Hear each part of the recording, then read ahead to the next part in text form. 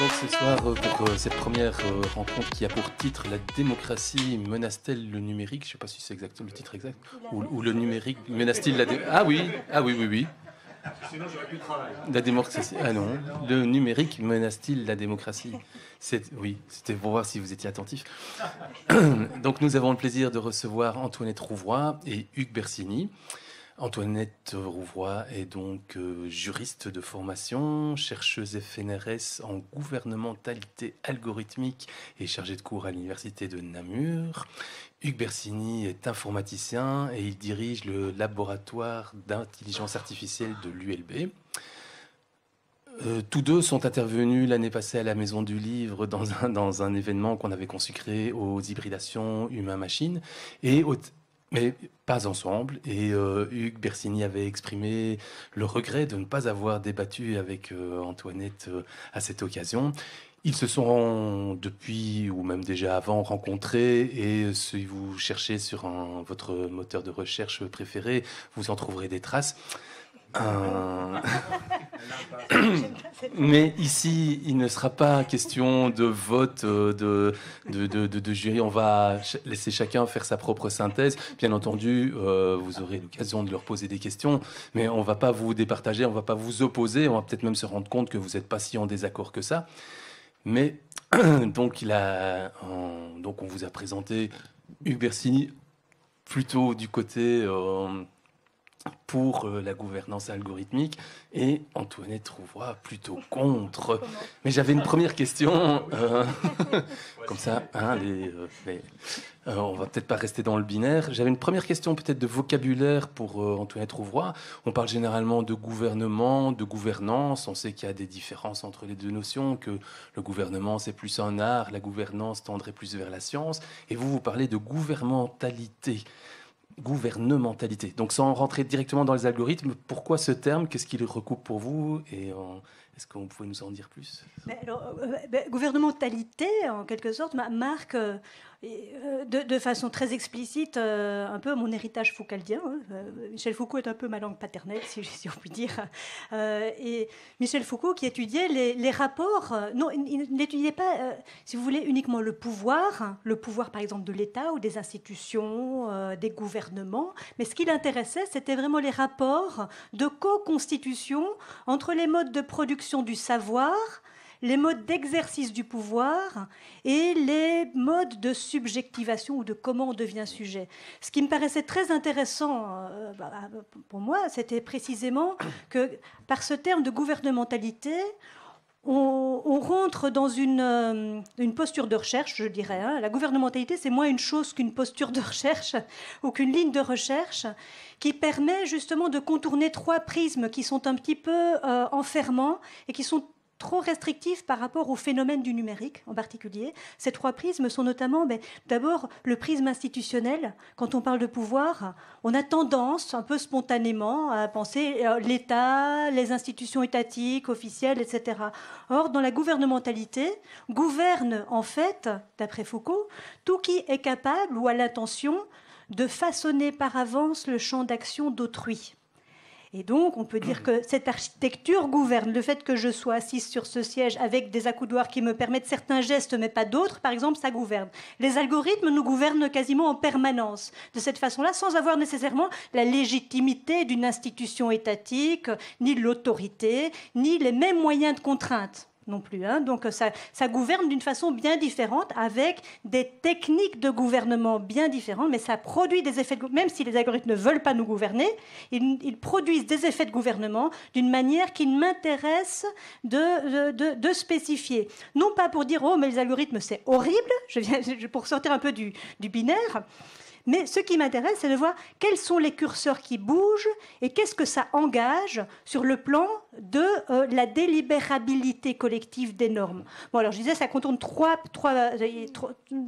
aspects. L'aspect institutionnel, donc on contourne le prisme institutionnel pour saisir les enjeux du pouvoir.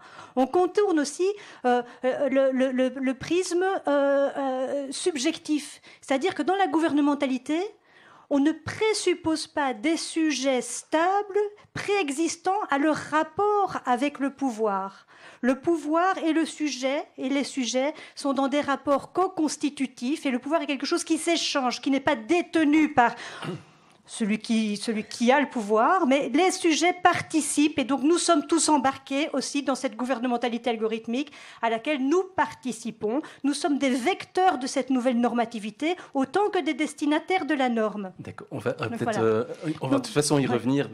On va essayer de construire la soirée sous forme de conversation avec le plus d'interactions possible. Donc je vais peut-être, je sais pas, Bersini, le terme de gouvernementalité. Mais en fait, moi j'ai découvert ce terme sous la plume d'Antoinette parce que depuis toujours j'écris des algorithmes qui sont censés un peu façonner, le terme est fort, mais en tout cas influencer nos comportements. En intelligence artificielle, on fait beaucoup ça.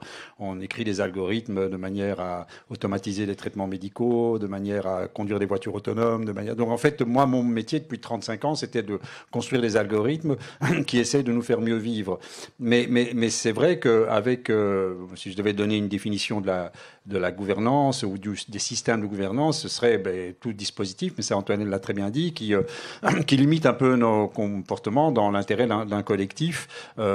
Et donc, c'est vrai qu'il y a le mode classique de gouvernance qui est le mode humain, où vous avez des chefs qui vous obligent à vous comporter d'une certaine manière parce qu'ils considèrent que c'est meilleur pour la société, ou ils considèrent que en vous obligeant à vous comporter de la sorte, par exemple, un chef d'armée considère que en obligeant ses soldats à se comporter de la sorte, il a plus de chances de vaincre la bataille, ou simplement parce qu'il y a des déviants. Il y a des gens qui ne se prêtent pas, si vous voulez, au jeu social, et si les normes morales et sociales étaient suffisantes, on n'aurait pas besoin de gouvernance, mais de temps en temps, il faut donner une petite baffe à gauche ou à droite de l'éducation pour mettre un peu les gens dans le droit chemin. Donc on a ces systèmes de gouvernance humaine, mais les algorithmes, sans que je les pense de manière, je dirais, gouvernementalité, en fait, je me rends compte que j'écris moi-même depuis très longtemps des algorithmes qui obligent... alors après, il y a ce débat qu'on aura avec Antoinette, quelle est la portée, quelle est la légitimité de ces algorithmes. Moi, je défends l'idée que, vu l'évolution du monde, on va avoir de plus en plus besoin d'algorithmes cadenassants, contraignants, d'une certaine manière liberticides, parce qu'ils ont une efficacité redoutable. Après, on discutera avec Antoinette souvent des frontières de cette algorithmisation du monde, mais c'est vrai que c'est une nouvelle forme de gouvernance qu'il faut absolument questionner. Oui. J'avais envie de partir d'un exemple tout simple et tout concret. Ce matin, on annonçait la fin des films enfants non admis qui seraient remplacés par un système plus souple. Et on a appris par la même occasion que l'instance chargée de décider quel film serait adapté pour telle tranche d'âge, ce serait non pas une autorité morale publique humaine, mais un algorithme alimenté par les distributeurs de films qui encoderaient simplement le nombre de scènes de violence, de sexe, etc., qui ne sont pas souhaitables. Et ce point qui a apparemment été pas du tout contesté, parce qu'on a même loué que c'était un accord entre toutes les communautés, en ce compris la germanophone et la communauté la coconne à Bruxelles. Et donc, voilà, est-ce qu'un sujet aussi sensible, subjectif, humain, et difficilement traitable comme le cinéma, quel est l'avantage de confier une décision à un algorithme? Est-ce que c'est un modèle à suivre? Est-ce que c'est une aberration? Qu'est-ce que vous pensez de ça? Pourquoi les algorithmes? D'abord, ça serait quand même intéressant de se poser la question, à mon avis, qui est le point de départ. C'est-à-dire qu'en fait, je pense qu'on a besoin d'algorithmes parce qu'il y a des situations qui sont extrêmement complexes, que les hommes ne sont pas à même de gérer par les moyens cognitifs classiques. Et donc, moi, je travaille sur des choses très, très concrètes. Prenez par exemple la mobilité dans Bruxelles. Comme vous avez vu, c'est une complexité effarante. Et donc, tout le monde utilise Waze, ou tout le monde utilise déjà des dispositifs algorithmiques parce qu'on se rend bien compte qu'il va falloir être aidé d'une manière ou d'une autre, et que c'est pas des agents de police qu'on va mettre dans tous les carrefours qui vont aider à, si vous voulez, à un peu liquéfier et un peu résoudre cette... Donc on sent que, et de fait, les gens utilisent. Alors, à partir du moment où ils le font de manière assez spontanée, pourquoi pas les rendre encore plus efficaces. Un autre exemple, ce sont tous des sujets sur lesquels je travaille, c'est le décret inscription, que certains peut-être dont certains parents ont peut-être été victimes, mais c'est un algorithme. C'est un algorithme qui décide de l'affectation des enfants dans les écoles du primaire, du secondaire même, de plus en plus. plus. En France, il y a Parcoursup, qui est une autre algorithme qui décide de là. Bon. Alors, pourquoi? Parce que c'est un sujet complexe, parce qu'il y a pas suffisamment d'écoles pour les enfants, il y a des écoles qui sont plus prisées que d'autres enfants, et donc on avait des mécanismes de dispositifs humains de sélection des enfants pour les écoles. On a décidé, alors on en discutera, mais on a décidé d'algorithmiser, parce qu'au départ, c'est compliqué. Voilà. Et donc, on se rend compte... Alors, est-ce que tout se prête à algorithmisation? Est-ce que tout est compliqué? Alors, la censure, c'est-à-dire accorder à un film le droit d'être vu à partir de quel âge, etc.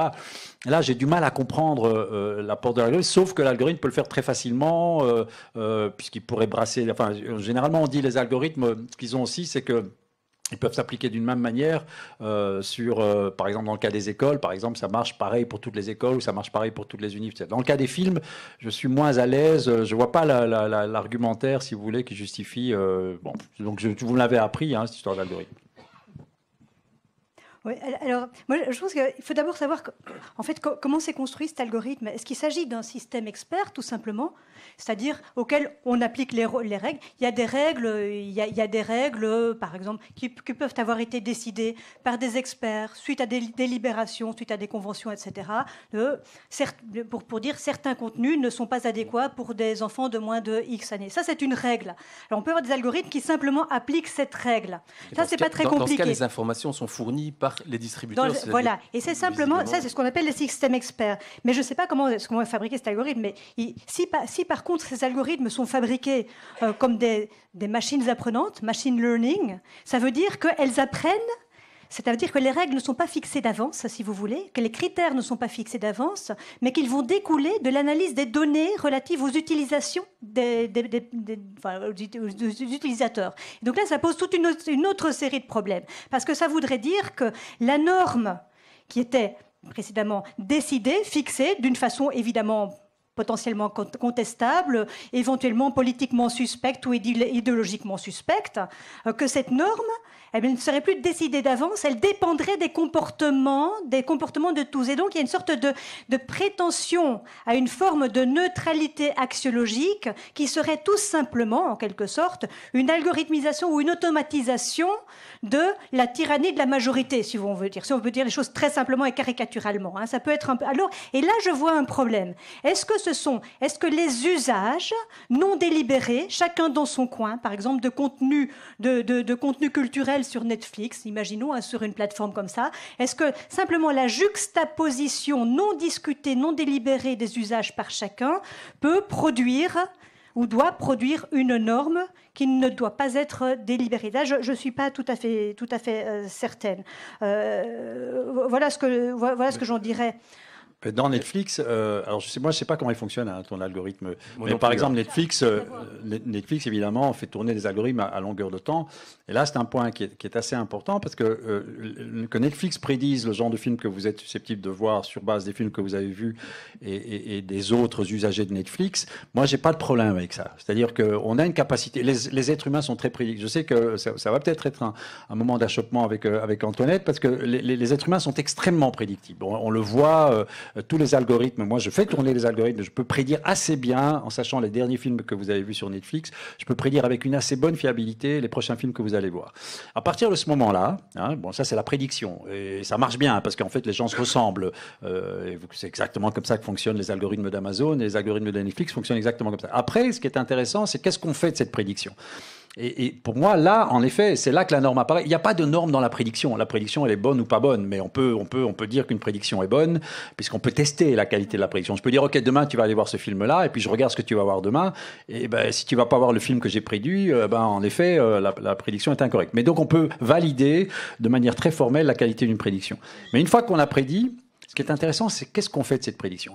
Et là, c'est là qu'on peut, en effet, moi par exemple, je suis effaré du fait que Netflix va se servir de cette prédiction pour faire de la recommandation et va uniquement se baser sur la prédiction. C'est-à-dire que les algorithmes style Amazon et Netflix disent le prochain film que tu dois voir, et le prochain film que d'ailleurs que je te recommande d'aller voir, c'est celui que j'ai prédit que tu allais aller voir.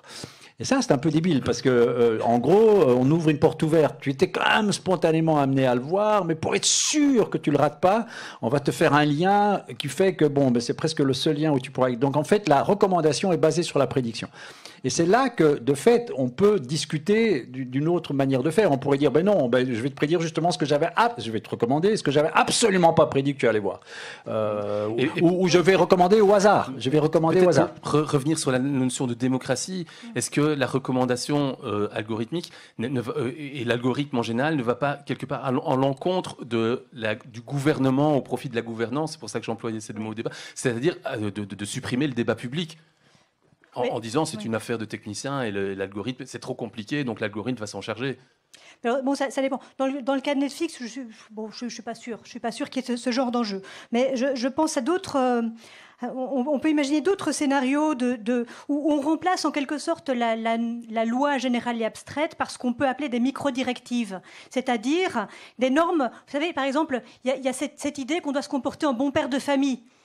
Se comporter en bon père de famille, ça veut dire quoi? C'est quelque chose qui est écrit dans la loi, mais qui est sujet à interprétation par un juge. Est-ce qu'on s'est comporté en bon père de famille, oui ou non? Alors, on peut remplacer ça, qui est très vague dans la loi et qui laisse une marge d'appréciation très importante au juge, par une analyse très fine du contexte dans lequel chaque individu se déplace et a à prendre des décisions, de manière à produire pour l'individu des recommandations d'action qui sont fondées sur l'analyse de tout son environnement et une recommandation donc de l'action optimale. Donc on ne va plus lui dire de se comporter en bon père de famille, on va lui dire « Ah non, c'est plus ce standard-là, c'est même plus une règle, on va lui dire « Tu fais ça ». Et là, on a un problème. Là, me semble-t-il, on a un problème parce que on n'a plus affaire à des normes. D'abord, on n'a plus affaire à des normes qui sont générales et abstraites, et donc par rapport auxquelles il peut y avoir une action publique, une action collective, une délibération collective à propos de finalement de la légitimité de la norme, de son caractère souhaitable, etc. Et aussi, il y a cette idée que finalement, nous ne sommes plus des citoyens, c'est-à-dire que nous ne faisons plus partie d'un collectif de citoyens, nous ne sommes qu'une collection d'individus juxtaposés, qui ont finalement à évoluer dans un espace commun, un petit peu comme des boules de billard qui évitent de s'entrechoquer. Et c'est tout. Ça ne fait pas du projet, ça. En fait, quand on a des normes ou même des recommandations diverses qui sont trop personnalisées, c'est-à-dire que finalement, l'idéal, ou si vous voulez, on pourrait dire une sorte d'institution imaginaire ou de désinstitution imaginaire de la société qui est produite par ce que moi j'appelle l'idéologie technique des data science, qui est une idéologie d'hyper-individualisation. Cette idée que l'environnement doit être adapté et optimisé. Par environnement, j'entends les normes, les recommandations, enfin les normes, c'est-à-dire les directives, les recommandations, etc., doivent être adaptées pour chacun. Votre environnement informationnel doit vous être parfaitement adapté grâce à des profilages, etc. Donc une juxtaposition de microbules très individuelle, très individualisante. Mais qu'est-ce que ça supprime? Finalement, ça fait qu'on a une sorte d'hypertrophie des sphères privées, contrairement à ce qu'on dit généralement, plus de vie privée, etc. Non, une hypertrophie des sphères privées de chaque individu, qui est enfin satisfait, qui se voit satisfait dans sa pulsion d'hyper-individualisation et dans sa haine de la moyenne. Ah non, plus personne d'entre nous ne veut qu'on s'adresse à nous comme faisant partie d'une catégorie statistique toujours un peu trop large pour soi, ou comme faisant partie d'aucune moyenne. Donc il y a cette idée d'une hyper-individualisation, mais qui est aussi en fait une hypotrophie de l'espace public. Parce que qu'est-ce que c'est qu'un espace public? Par espace public, j'entends espace de délibération à propos de la chose commune, irréductible à la simple juxtaposition des intérêts individuels. Vous voyez, le problème, et ça c'est un problème normatif, et je pense qu'on touche au problème vraiment de la démocratie, c'est une sorte de désertification de l'espace public au profit d'une juxtaposition et d'une maximisation chaque fois de logiques sectorielles hyper fractionnées, logique sectorielle d'entreprise, mais logique sectorielle ou logique très individuelle, l'optimisation de l'environnement de chaque individu, au détriment d'une réelle possibilité de remettre en question, y compris ses propres préférences, en les frottant à celles des autres. Alors l'exemple le plus évident, évidemment, ce sont les campagnes électorales. Et l'usage qui a été fait récemment, que ce soit dans les campagnes électorales de Donald Trump ou de notre voisin Macron, l'utilisation de questionnaires en porte-à-porte, notamment par Macron, pour recueillir ce que chacun des Français avait à redire relativement à l'année écoulée. Quels sont vos problèmes individuels? Quels sont les problèmes ménagers auxquels vous êtes confrontés? Qu'est-ce qui ne va pas dans la France de votre petit point de vue? Et puis, tout ça a été enregistré, transcrit sous forme de données numériques et traité par des algorithmes, par une boîte qui faisait du data mining et qui a permis comme ça de faire une sorte de diagnostic de l'état de la France, qui a servi à Macron à faire son programme. Mais qu'est-ce que ça veut dire? Ça veut dire qu'au lieu d'avoir réellement des espaces publics dans lesquels les gens ont pu confronter leurs propres impressions, leurs propres préférences, leur propre perception de leurs problèmes à ceux de leurs voisins, chacun a simplement transcrit ces problèmes sans les avoir confrontés. Et donc là, ce qui disparaît, c'est l'aspect oppositionnel, confrontationnel de la politique. En fait, c'est plus de la politique, c'est de l'optimisation d'un état de fait qui est exactement l'inverse de ce qu'est la politique. Qu'est-ce que c'est que la politique? Ce n'est pas l'optimisation de l'état de fait, c'est au contraire transformer les causes de l'état de fait afin d'arriver à proposer autre chose qui transcende cet état de fait pour en faire quelque chose de plus soutenable, de plus vivable. Or, ce que ça a fait, finalement, ça a transformé le citoyen en consommateur. Le consommateur est roi. Qu'est-ce que vous voulez comme offre politique? Et on vous donne l'offre politique. Et tout va un peu dans le même sens. Quand on voit des politiciens qui réagissent sur le mode, non pas du politicien, mais du sismographe, au moindre frémissement sur Twitter, c'est exactement la même chose. Donc et je pense que là, on touche à un problème qui est en fait plutôt une sorte d'hypertrophie de l'espace privé au détriment et de l'optimisation individuelle. D'ailleurs, les individus se pensent comme ça aussi aujourd'hui. Je dois optimiser mon capital humain numérisé, obtenir un maximum de likes, de reposts, de retweets pour avoir enfin l'impression d'exister. On est vraiment là-dedans.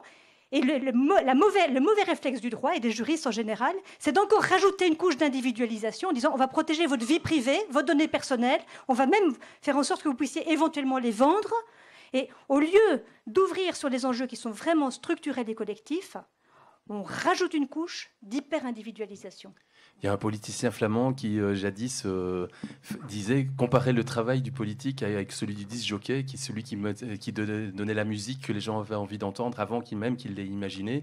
Est-ce que, Hugues Bersini, est-ce que le monde numérique tel qu'il se profile, auquel vous travaillez, est-il compatible avec un débat, avec un espace de confrontation et d'innovation aussi? J'étais un peu perdu dans le propos d'Antoinette, donc je ne suis pas sûr de voir des algorithmes partout. Enfin, parce qu'on est parti du bon père de famille, et là, j'ai aucun doute qu'il n'y aura jamais d'algorithme, de système même domotique qui vont formater le comportement du père de famille. Pour la bonne et simple raison que même si éventuellement on peut imaginer un système qui filme à domicile et qui renvoie des informations à une espèce de méta-juge algorithmique, personne n'est d'accord pour définir ce qu'est un bon père de famille. Et donc la grosse limite de l'algorithmisation, c'est la fonction de coût social. Et dans le cas de l'éducation, je pense qu'il n'y a aucune possibilité d'attribuer, en tout cas dans nos pays à nous, personne ne se mettrait jamais d'accord sur... On pourrait imaginer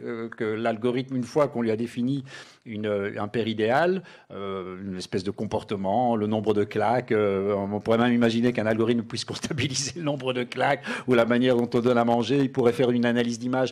On pourrait imaginer cela, mais personne ne se mettrait d'accord sur la fonction coût à maximiser. Donc je suis un peu perdu quand tu es parti du père de famille optimal. Non, mais le bon père de famille, c'est un concept juridique en fait. Ouais, par exemple, quand on est sur une route, on doit se comporter en voiture comme un bon père de famille. C'est-à-dire que même si toutes les règles ne sont pas là, il y a un critère d'appréciation du caractère raisonnable de la conduite. Ouais, d'accord. Alors pour la conduite, là, je suis d'accord. C'est-à-dire que, parce qu'en fait, je pense qu'il y a des choses qui se prêtent à l'algorithmisation et il y a des choses qui s'y prêtent pas du tout. Et donc, il y a quand même déjà une limite d'envahissement des algorithmes. Bon, donc la conduite, on peut définir une bonne conduite. on peut définir une bonne conduite, les limitations de vitesse, pas traverser une ligne jaune, pas brûler un feu rouge. Donc il y a manière, de fait, les codes de la route existent parce que les gens sont incivils.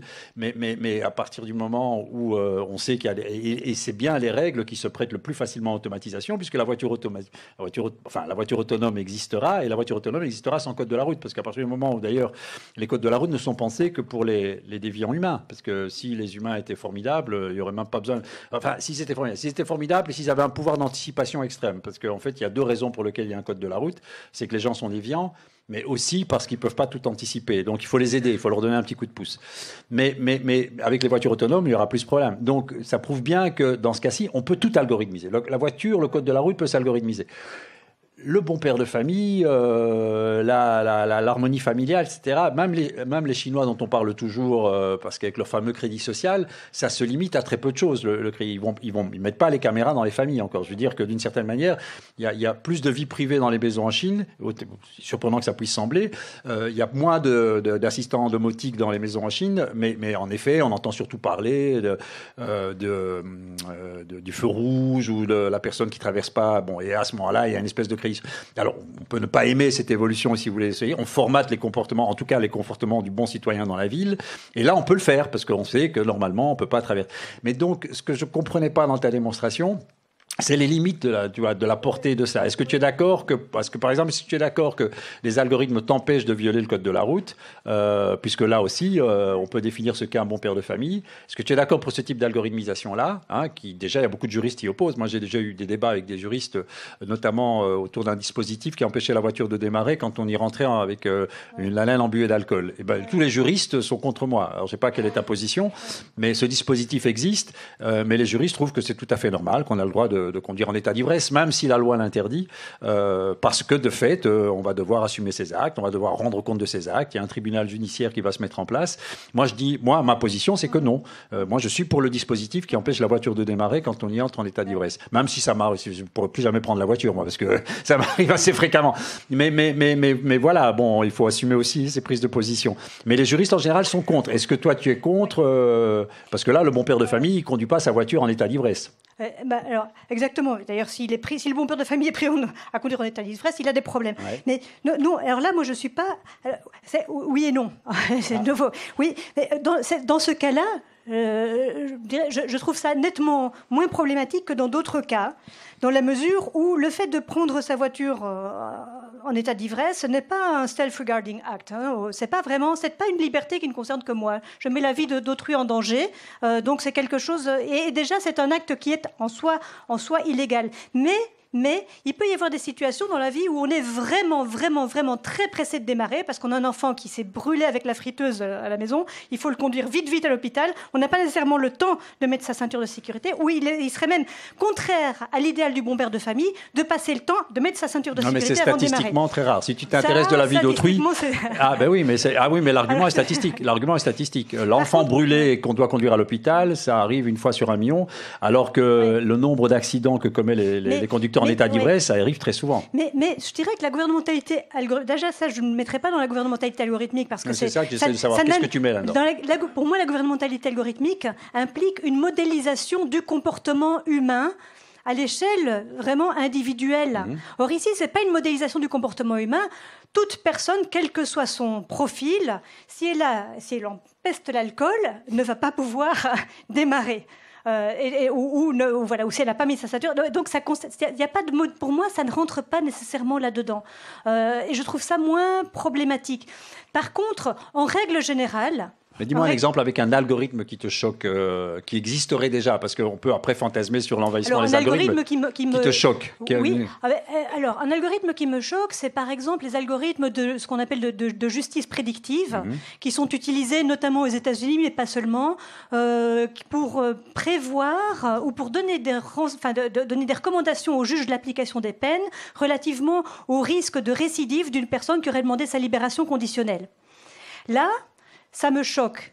Que l'algorithme prenne la décision ou que l'algorithme fasse la prédiction ? Alors, ça ne change rien du tout parce qu'en fait, on dit que c'est des algorithmes qui ne font que de la recommandation, mais il va de soi que pour un juge humain, s'écarter d'une recommandation algorithmique, et ça veut dire quoi ? Une recommandation algorithmique qui dirait il faut maintenir ce monsieur en détention parce qu'il a un score de 75% de risque de récidive. Le juge, ayant connu personnellement cette personne et l'ayant rencontrée, est intimement convaincu qu'effectivement, il n'y a pas de risque de récidive, que ce type a vraiment avantage à être relâché plus rapidement à des fins de réinsertion sociale, etc.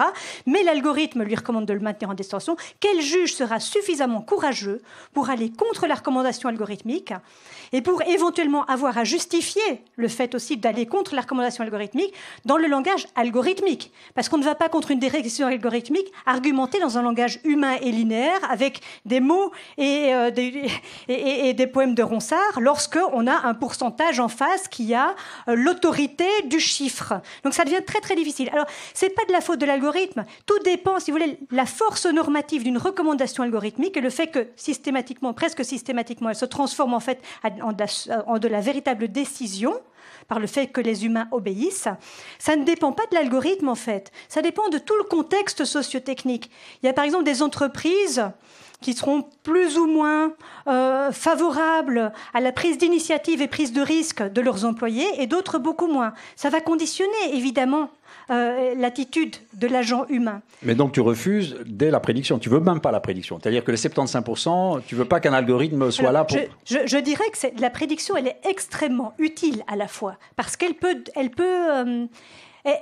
en quelque sorte aussi débiaiser le jugement humain dans un certain nombre de cas. Donc c'est là que tu l'acceptes. Les 75%, tu l'acceptes. Alors, à certaines conditions. Il faut que les conditions, mais socio-techniques, c'est-à-dire de l'ensemble du dispositif, pas seulement de l'algorithme, soient remplies pour ne pas donner à l'algorithme plus d'autorité qu'il ne doit en avoir. Pour ne pas donner à la recommandation algorithmique plus d'autorité.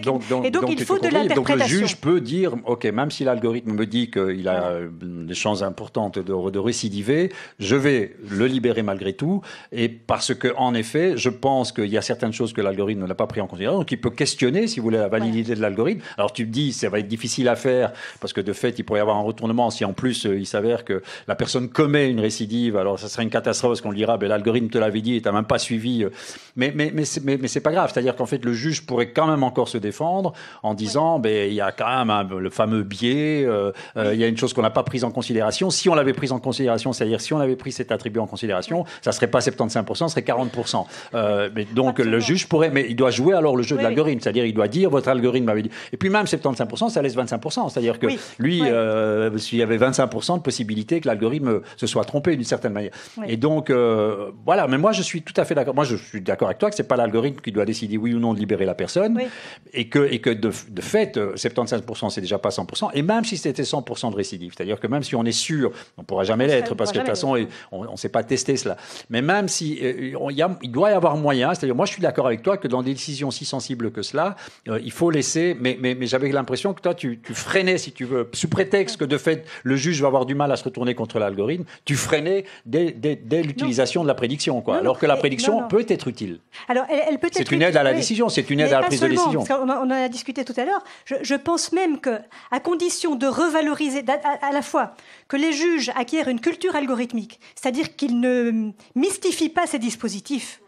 Parce que c'est ça le risque, c'est d'accorder trop d'autorité au résultat de ce qui n'est qu'un résultat d'un calcul. Alors un juge qui obéirait au résultat d'un calcul ne décide pas. C'est plus un juge, c'est une machine à calculer. Hein, ça n'a rien à voir. C'est un métier tout à fait différent. Donc que le juge s'en serve comme un outil qui n'a rien à voir avec sa pratique à lui, qui est une pratique d'évaluation, qui est une pratique de jugement. Et juger, c'est quoi? Juger, c'est trancher sur fond d'indécidabilité. Et qu'il conserve toujours bien en tête que c'est indécidable, même si ça a été calculé, qu'il y a de l'incalculable, même si ça a été calculé, et que le juge devienne capable même d'interpréter le résultat de l'algorithme comme étant, à la limite, l'inverse, ou incitant à questionner la réalité sociale qui a été utilisée pour entraîner l'algorithme. On en parlait tout à l'heure, on peut servir des prédictions algorithmiques comme d'un miroir de la réalité sociale, puisque les algorithmes ne font finalement qu'enregistrer les biais sociaux, et les reproduire assez passivement, eh bien, pourquoi ne pas considérer justement qu'un résultat de 75% de risque de récidive chez quelqu'un, alors que le juge connaît par ailleurs, montre bien qu'il y a des biais, qu'il y a probablement des biais dans les données, c'est-à-dire des biais dans la réalité sociale, que par exemple, c'est pas de la faute de l'algorithme, c'est de la faute de la réalité sociale et de la paresse de la pensée. et peut-être aussi du manque de courage, qui est qu'on ne peut jamais se fier, si vous voulez, à une rationalité purement statistique et inductive. La corrélation ne suffit jamais à donner les raisons, et qu'il s'agit de s'interroger sur les raisons de la présence de n'importe quelle corrélation. S'il y a, par exemple, dans le cas est connu, l'algorithme de justice prédictive Compass aux États-Unis, qui systématiquement donne des scores de risque de récidive beaucoup plus importants pour les personnes noires américaines que pour les blancs. Pourquoi c'est comme ça? Parce qu'en fait, l'algorithme prend en compte pour son calcul le nombre de fois qu'il y a eu des arrestations au faciès, en quelque sorte, que les gens ont été interpellés par des policiers dans la rue pour des contrôles d'identité, etc. Or, on sait que les Noirs sont beaucoup plus souvent interpellés par les policiers aux États-Unis que les Blancs. Du coup, ça, si vous voulez, c'est pas que ça fausse l'algorithme. L'algorithme, lui, il fait ce qu'on lui a demandé. Simplement, la réalité sociale est biaisée. Et c'est vrai que la seule transcription sous forme numérique d'une réalité sociale biaisée ne purge pas cette réalité sociale de tous ces biais, bien entendu. Je vais te dire que là, grâce à l'algorithme, on s'est rendu compte qu'il y avait une discrimination horrible dans la prise de données. C'est l'algorithme qui l'a révélé. C'est-à-dire que s'il n'y avait pas eu d'algorithme, sans doute que les juges auraient continué à pratiquer d'une manière qui est tout aussi condamnable que l'algorithme. Mais l'algorithme a révélé le biais. Et donc, c'est grâce à l'algorithme. Donc là, heureusement qu'on a un algorithme pour si tu veux, d'une certaine manière, expliciter et parce que de fait, l'algorithme, il faut, parce que les gens font un peu mal, tu fais pas ce mélange, mais il y a beaucoup de mélanges qui sont faits. L'algorithme est responsable. L'algorithme est responsable de rien. L'algorithme, simplement, il a un pouvoir, si tu veux, d'induction. Il met un nombre sur une réalité statistique. Cette réalité statistique, après, il faut l'interpréter. Et en fait, elle est le reflet de, comme tu l'as dit, d'une base de données qui était dès le départ très, très discriminante. C'est-à-dire qu'on forme des bases de données. Alors, est-ce que, après, c'est vrai que c'est là que commence le débat. Est-ce que, de fait, les Noirs américains sont plus pourquoi les Noirs américains se retrouvent plus dans les bases de données? Est-ce que c'est parce que c'est la réalité sociale? On les tire au hasard, si tu veux, et il y a plus de délinquants dans cette population, mais on sait bien qu'on les tire pas au hasard. On sait bien que, de fait, par le simple fait des enquêtes policières, ils sont surreprésentés dans les bases de données. Mais pourquoi? Donc voilà. Donc grâce à l'algorithme, donc c'est formidable qu'on ait l'algorithme. Donc moi je dis, voilà. Il y a eu tout un débat sur ça grâce à l'algorithmisation. Oui, mais le problème justement, c'est un problème vraiment de compréhension ou de la manière suivant laquelle l'idéologie technique des big data est vendue aujourd'hui. Je ne dis pas la manière dont les gens fabriquent ces algorithmes, mais la manière dont c'est vendu aujourd'hui. En fait, il y a cette idée que grâce aux big data, on aurait accès à la réalité non biaisée, à la réalité même, que les données sont le langage du monde et le langage des choses non interprété, donc absolument objectif. Vous voyez, il y a cette idée-là qui est très forte. Or, ce que donnent les modélisations algorithmiques, le résultat d'une modélisation algorithmique, c'est quoi? Ça ne dit absolument rien de la matérialité du monde, de la réalité, des faits actuels ni passés. Ce que produisent les algorithmes, ce sont simplement des espaces spéculatifs, c'est-à-dire des espaces d'opportunité pour l'action, ou des espaces d'optimisation. C'est-à-dire à partir du moment où vous pouvez détecter que telle personne a 75% de chance de vouloir acheter un voyage aux Caraïbes pour telle période, ça c'est un espace d'optimisation, c'est un espace spéculatif, ça vous permet d'agir par avance. Ou de même que les algorithmes de trading à haute fréquence... Oui, mais c'est vrai, mais les 75% sont vrais, de nouveau, ils sont vrais. Après, la manière c'est aussi vrai qu'une spéculation, c'est-à-dire que non, c'est pas spéculatif, c'est parce que... C'est probabiliste. Bah oui, mais c'est vrai. Alors... Oui, 75%, c'est vrai, c'est une vérité statistique. C'est-à-dire qu'en fait, on a regardé tous les gens qui avaient exactement le même comportement que cette personne, et 75% des gens ont fait ce voyage aux Caraïbes. Donc c'est une réalité statistique qui vaut ce qu'elle vaut, parce que c'est statistique. Mais c'est vrai. Alors, comment est-ce qu'on la réalité est comme ça, la réalité sociale est comme ça. Alors là, je suis pas d'accord, parce que quand on fait... on a enfin trouvé un... on y est. Alors, je suis pas d'accord, parce que, en fait... Quand on fait, je vais donner un autre exemple, des algorithmes de reconnaissance d'images qui permettent de reconnaître des émeutes dans une ville ou des risques d'émeutes, c'est-à-dire des rassemblements dans lesquels il y a des risques de troubles pour la paix publique. Ces algorithmes sont entraînés, sont des algorithmes apprenants, qui sont entraînés sur des jeux de données qui, par exemple, ont été produits, je ne sais pas moi, en Afghanistan, à Beyrouth, ou n'importe où, et puis ils sont utilisés à Paris. Ils sont utilisés à Paris. Ça veut dire quoi? Qu'est-ce que ça décrit? C'est une réalité absolument composite qui offre des prises directes pour une action sur quelque chose qui n'a d'existence que sur le mode de la potentialité. Il va peut-être y avoir des actions de personnes non identifiées, mais qui vont poser un problème peut-être pour la paix publique ou pour la sécurité publique. Et donc on agit par avance sur quelque chose qui n'existe. Oui, on peut dire que ça existe. J'essaie de comprendre ton raisonnement, parce que tu sous-entends que l'Afghanistan et Paris, ça n'a rien à voir. Mais si c'était des données sur Paris, c'est-à-dire si on faisait une statistique sur Paris et que du coup les algorithmes nourris de données, si tu veux, uniquement prises sur la ville de Paris, prédisent que voilà, c'est un début d'émeute qui risque de mal tourner parce que statistiquement ce genre de début d'émeute tourne mal. Parce qu'on a suffisamment de données pour ça. Là, tu n'as rien contre l'utilisation. Parce que l'Afghanistan, je suis d'accord, c'est pas Paris, mais ça serait débile d'utiliser l'Afghanistan pour prévoir Paris. Ce sont des autres données qui sont importées au départ d'une autre portion de la population qui est ailleurs, dont il est inféré un savoir, si on peut appeler ça savoir, un savoir spéculatif à propos d'une population qui n'a rien à voir avec la population dont émanent les données. Ça, je suis d'accord, mais il ne faut pas faire ça. Mais qui va faire ça? Mais moi, je trouve que la personne qui fait ça, elle se trompe. Je remets tout à fait en question ça. Ça se fait actuellement au niveau de la...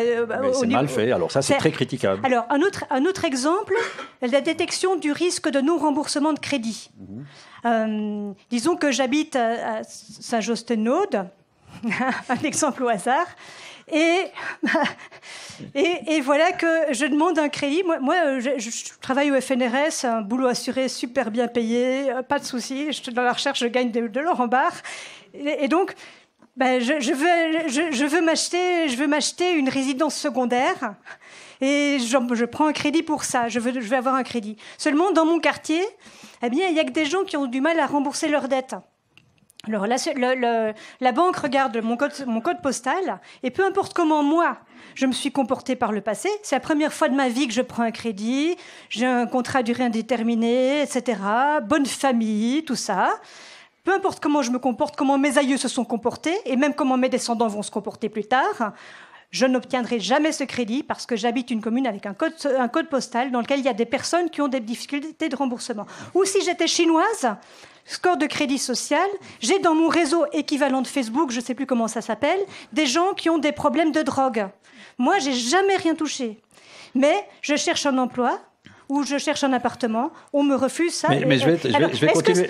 Moi, je suis pour cet algorithme. Voilà, est-ce que cette modélisation-là dit que... Non, je ne dis pas si je suis pour ou si je suis contre. Je dis simplement, ce n'est pas descriptif d'une réalité. Tu vas dire que tu es contre, sinon on ne va pas s'en sortir. La seule chose que je dis, c'est que ce n'est pas descriptif d'une réalité. Mais pourquoi la banque fait ça? Parce que la banque considère que... C'est spéculatif. Oui, bien sûr. Mais toi, dans ton cas, c'est ce qu'on appelle un faux positif ou un faux négatif. C'est-à-dire qu'en fait, tu vas te comporter correctement alors qu'on a prédit que tu allais mal te comporter. On a prédit que tu allais mal... Dans le genre, tu ne vas pas rembourser ton emprunt.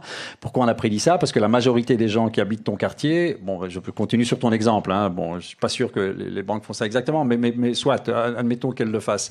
La majorité des gens qui habitent ton quartier n'ont pas remboursé. Et donc, du coup, toi, tu te retrouves victime d'une généralisation, ce qu'on appelle d'ailleurs une surgénéralisation en matière de... Bon, et la banque dit, voilà, ils ne vont pas t'accorder le crédit parce que, en fait, malheureusement, tu es victime de... Voilà, donc on pourrait très discuter. Mais le problème, c'est que s'ils l'accordaient trop facilement à ceux qui habitent ton quartier, et qui majoritairement ne remboursent pas leur crédit, la banque fait faillite. Et donc, du coup, c'est une banque qui ne peut plus prêter à qui que ce soit. Donc, c'est assez normal que la banque se prémunisse d'un certain risque et qu'elle le fasse au détriment de certains. Mais ça, c'est le biais de, malheureusement, il y a des... Bon, alors, je suis d'accord qu'un banquier un tout petit peu plus assidu pourrait dire, en te voyant, en te questionnant, interrogeant, améliorer un tout petit peu en sachant qu'il y a déjà ce 80% qui t'expose mal, enfin, qui te prédestine assez mal, mais il pourrait un tout petit peu discuter de cela, etc. Mais le problème, c'est que si on ne prend pas en considération les 80%, le banquier trop laxiste qui serait empreint d'une générosité, etc., fait que la banque fait faillite dans les mois qui viennent. Donc, c'est pour ça que j'ai dit, moi, en fait, ce que je voulais dire, je sais bien que ça te fâche, mais je suis pas contre, en fait. Je sais pas, l'enjeu n'est pas celui-là. On ne sait pas si tu es contre ou pour. Mais justement, non, parce que moi, mon enjeu, comme j'ai dit au départ, c'est de voir quels sont les curseurs qui bougent. Comment change... Comment est-ce qu'on attrape un mauvais score, en fait? Comment est-ce que ça s'attrape? Alors, on peut dire qu'il y a une nouvelle forme de déterminisme, mais qui n'est plus articulée à ma biographie personnelle, mais qui est articulée à la promiscuité numérique dans laquelle je me trouve par rapport à des gens qui ont la poisse. Mais ça, c'est la vérité. Voilà, c'est la vérité. Mais ça pose une question, pourquoi tu te comportes, parce que si tu habites là, il y a une certaine réalité sociale, etc., dont la banque doit s'informer. Alors je dis, la banque, après, on peut tout à fait critiquer le fait que c'est des banques qui accordent des crédits et qui prennent qui essaient de minimiser la prise de risque. Après, c'est le modèle bancaire qu'on peut critiquer. Mais à partir du moment où le modèle bancaire est celui-là, moi, je comprends qu'ils utilisent un algorithme pour essayer justement de le faire au mieux. Mais je ne remets pas, je te dis, bon. Et le fait de la promiscuité, le fait que, bon, parce que tu sais très bien que mon exemple favori dans ces cas-là, c'est la médecine, parce que dans la médecine, ça marche. Si tu as un génome qui te prédestine à un cancer, et qu'on le sait parce que les gens qui avaient le même génome que toi, donc promiscuité, hein, les gens qui avaient le même génome que toi ont développé un cancer qui a mal évolué, etc. Et que grâce à ça, on va te prodiguer un traitement qui va te... Bon, dans ce cas-ci, tu es d'accord, c'est la même chose, ça, c'est du profilage. Non, je te profile. C'est pas la même chose. Bah si, je te profile au même titre. Je profile une prise de risque. Oui, je profile un risque que tu cours, Pour l'assureur, mais moi je me. Même l'assureur, c'est la même chose. Tu veux parler de l'assureur. Pour le banquier ou pour l'assureur, c'est la même chose. Non, mais c'est juste le parallélisme. Je ne vois le parallèle entre une prédisposition génétique, en fait, une prédisposition génétique et un risque. Le calcul d'un risque de non-remboursement de crédit, calculé non pas sur mon comportement, ni sur mon génome, ni sur rien qui me concerne, ni sur, en fait, en n'utilisant même aucune donnée à caractère personnel. Ben si, là où tu habites. C'est pas nécessairement une donnée tout à fait. On peut même anonymiser ça et encore retrouver. On peut faire du profilage très fin, c'est-à-dire une caractérisation des comportements possibles des individus de façon assez fine, sans même utiliser aucune donnée à caractère personnel. C'est pour ça que les juristes qui s'arc-boutent sur la donnée à caractère personnel sont complètement à côté de la plaque par rapport à ce sujet-là, parce que ça ne touche à rien. Mais par contre, le génome, le génome, il est malheureusement, même si j'hérite d'un risque génétique particulier, mon génome, il est bien dans mon corps. C'est quelque chose d'assez différent. Je ne pense pas qu'on puisse vraiment comparer ces deux exemples-là. Pourtant, d'un point de vue algorithmique, c'est exactement la même logique. Hein. Mais c'est le même algorithme. C'est le même algorithme. Bien sûr, c'est le même algorithme. Mais sur le plan des effets de gouvernement que ça produit, c'est assez différent. Quand je dis les effets de gouvernement, je dis les algorithmes ne veulent pas gouverner, mais ils produisent des effets de gouvernement en nous dispensant de nous gouverner nous-mêmes le plus souvent. Hein. Mais ils produisent des effets de gouvernement en ce sens que c'est très performatif. Parce que si je n'obtiens pas mon crédit, je ne vais pas obtenir, c'est en chaîne si vous voulez, il y a toute une série de gatekeepers. Quand on n'obtient pas le premier crédit, on n'obtiendra pas le suivant qu'on demande. On n'obtiendra peut-être pas le boulot non plus, on n'obtiendra pas, etc. Et donc en fait... le risque là, c'est d'avoir ce que ça affecte en fait. Quelle est la dimension individuelle que ça affecte, ou au niveau de ce qu'on peut appeler la liberté des individus, ce que ça affecte la dimension de la puissance, c'est-à-dire je ne suis pas reconnu dans la capacité que j'ai de ne pas faire tout ce dont je suis capable. On me reconnaît algorithmiquement capable de ne pas rembourser mon crédit. Et je n'ai pas de possibilité de faire valoir qu'en fait, bien que j'ai ce risque de 89% de ne pas rembourser le crédit, je pourrais quand même le rembourser. Ou bien que j'ai 50% de ne jamais passer à l'acte terroriste parce que j'ai eu dans mes spams des mails d'une organisation terroriste, je suis qualifié comme à risque de terrorisme, classé fichier S si j'étais en France, ou je ne sais pas très bien comment on appelle ça ici, et toute une série d'effets s'en suivent. Mais Antoine, moi je suis d'accord, mais à mon avis c'est vraiment un problème de curseur. C'est qu'en effet, les algorithmes vont t'empêcher d'avoir ton crédit. Donc les algorithmes sont des cadenas. Clairement des cadenas, les algorithmes sont liberticides, ils empêchent certainement. Dans ton cas, ils vont t'empêcher d'avoir le crédit. Pourquoi ? Parce que statistiquement, il semble que des personnes comme toi, enfin bon, quand tu dis il n'y a pas de caractéristiques personnelles, si, parce que sinon l'algorithme ne fonctionne pas. On doit pouvoir te personnaliser, c'est-à-dire on doit rentrer les attributs Antoinette dans l'algorithme pour dire Antoinette est une personne à risque à 80%. Oui, mais là, c'est toi qu'on met dans l'algorithme, et puis on ne te donne pas ton crédit parce qu'on a prédit. Et pourquoi on a prédit ça ? Parce que, de fait, les gens qui te ressemblent, alors après, cette notion de ressemblance, oui, en l'occurrence, toi, tu dis c'est le quartier, bon, mais en général, c'est aussi ce que tu as sur ton compte en banque, ton endettement, aussi ta situation familiale, ta situation professionnelle, etc. Bon, enfin, soit. Donc, c'est comme ça et c'est plein de données personnelles. On utilise énormément de données qui te caractérisent, toi. Voilà. Et qu'on va comparer à d'autres. Et qu'en fait, les autres qui avaient le même genre de profil que toi, en général, n'ont pas remboursé leur emprunt. Ouais. C'est pour ça que tu te retrouves être une personne à risque à 80-85%. Alors après, c'est vrai que les banques sont extrêmement prudentes parce qu'on sait que quand elles ne l'ont pas été, on a vu les conséquences que ça avait sur la société. Parce qu'après, on peut discuter du modèle bancaire. Mais à partir du moment où c'est celui-là et que les banques doivent être relativement robustes et qu'elles doivent minimiser les prises de risque, il est normal qu'à un certain moment, les banques refusent.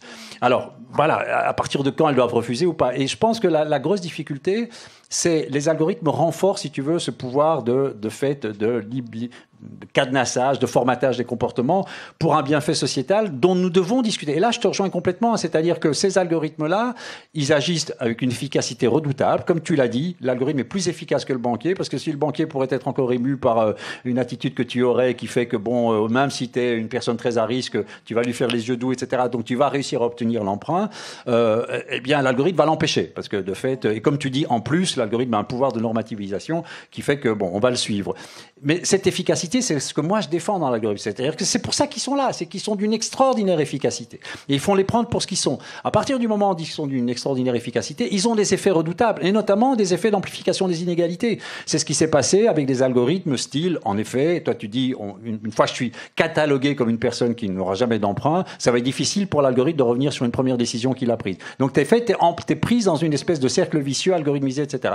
Et moi, c'est ce que je critique, par exemple, dans des algorithmes comme Parcoursup en France, qui est un amplificateur d'inégalités, et je le remets fortement en question. Donc, il faut évidemment penser les effets des algorithmes. C'est vrai qu'un algorithme, quand il agit, il faut se demander, est-ce que c'est bien dans les banques? Et je pense qu'il y a moyen de se mettre d'accord, et les banquiers devraient se mettre d'accord, ils devraient évaluer, ils devraient faire un premier essai avec algorithme et un essai sans algorithme. On peut faire des tests comme celle comment elle s'appelle, Delphine Maucher, enfin celle qui a eu le prix Nobel d'économie, là, pour faire des tests, si tu veux, avec algorithme et sans algorithme, pour voir l'évolution sociétale, l'évolution des banques, etc.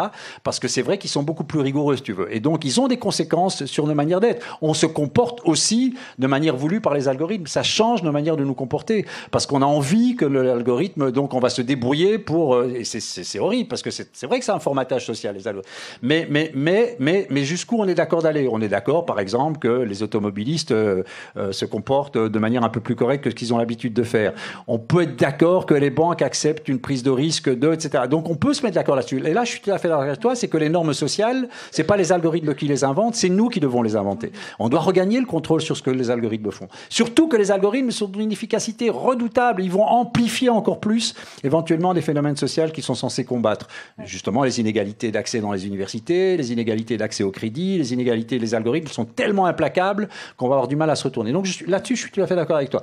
Mais du coup, je ne remets pas en question le fait que tu sois taxé comme étant une personne à risque de 80% et que il est peut-être pas, tu vois, il est peut-être pas irraisonnable que l'algorithme t'empêche d'avoir ton crédit. Dans un premier temps. Oui. Là, non, mais une difficulté justement. Hein, et c'est vrai que c'est un peu bon. De toute façon, comme les assurances fonctionnent sur une logique inductive et statistique, de toute façon, c'est peut-être pas l'exemple le plus parlant dans le fond. Hein, de même que les banques, c'est pas l'exemple le plus parlant. Mais quand même, même en reprenant l'assurance, ce qui m'inquiète quand même, c'est que, par exemple, en Belgique, on a une loi qui empêche les assureurs sur la vie de prendre en compte les informations génétiques, quand bien même elles seraient communiquées volontairement par le preneur d'assurance. Pourquoi ?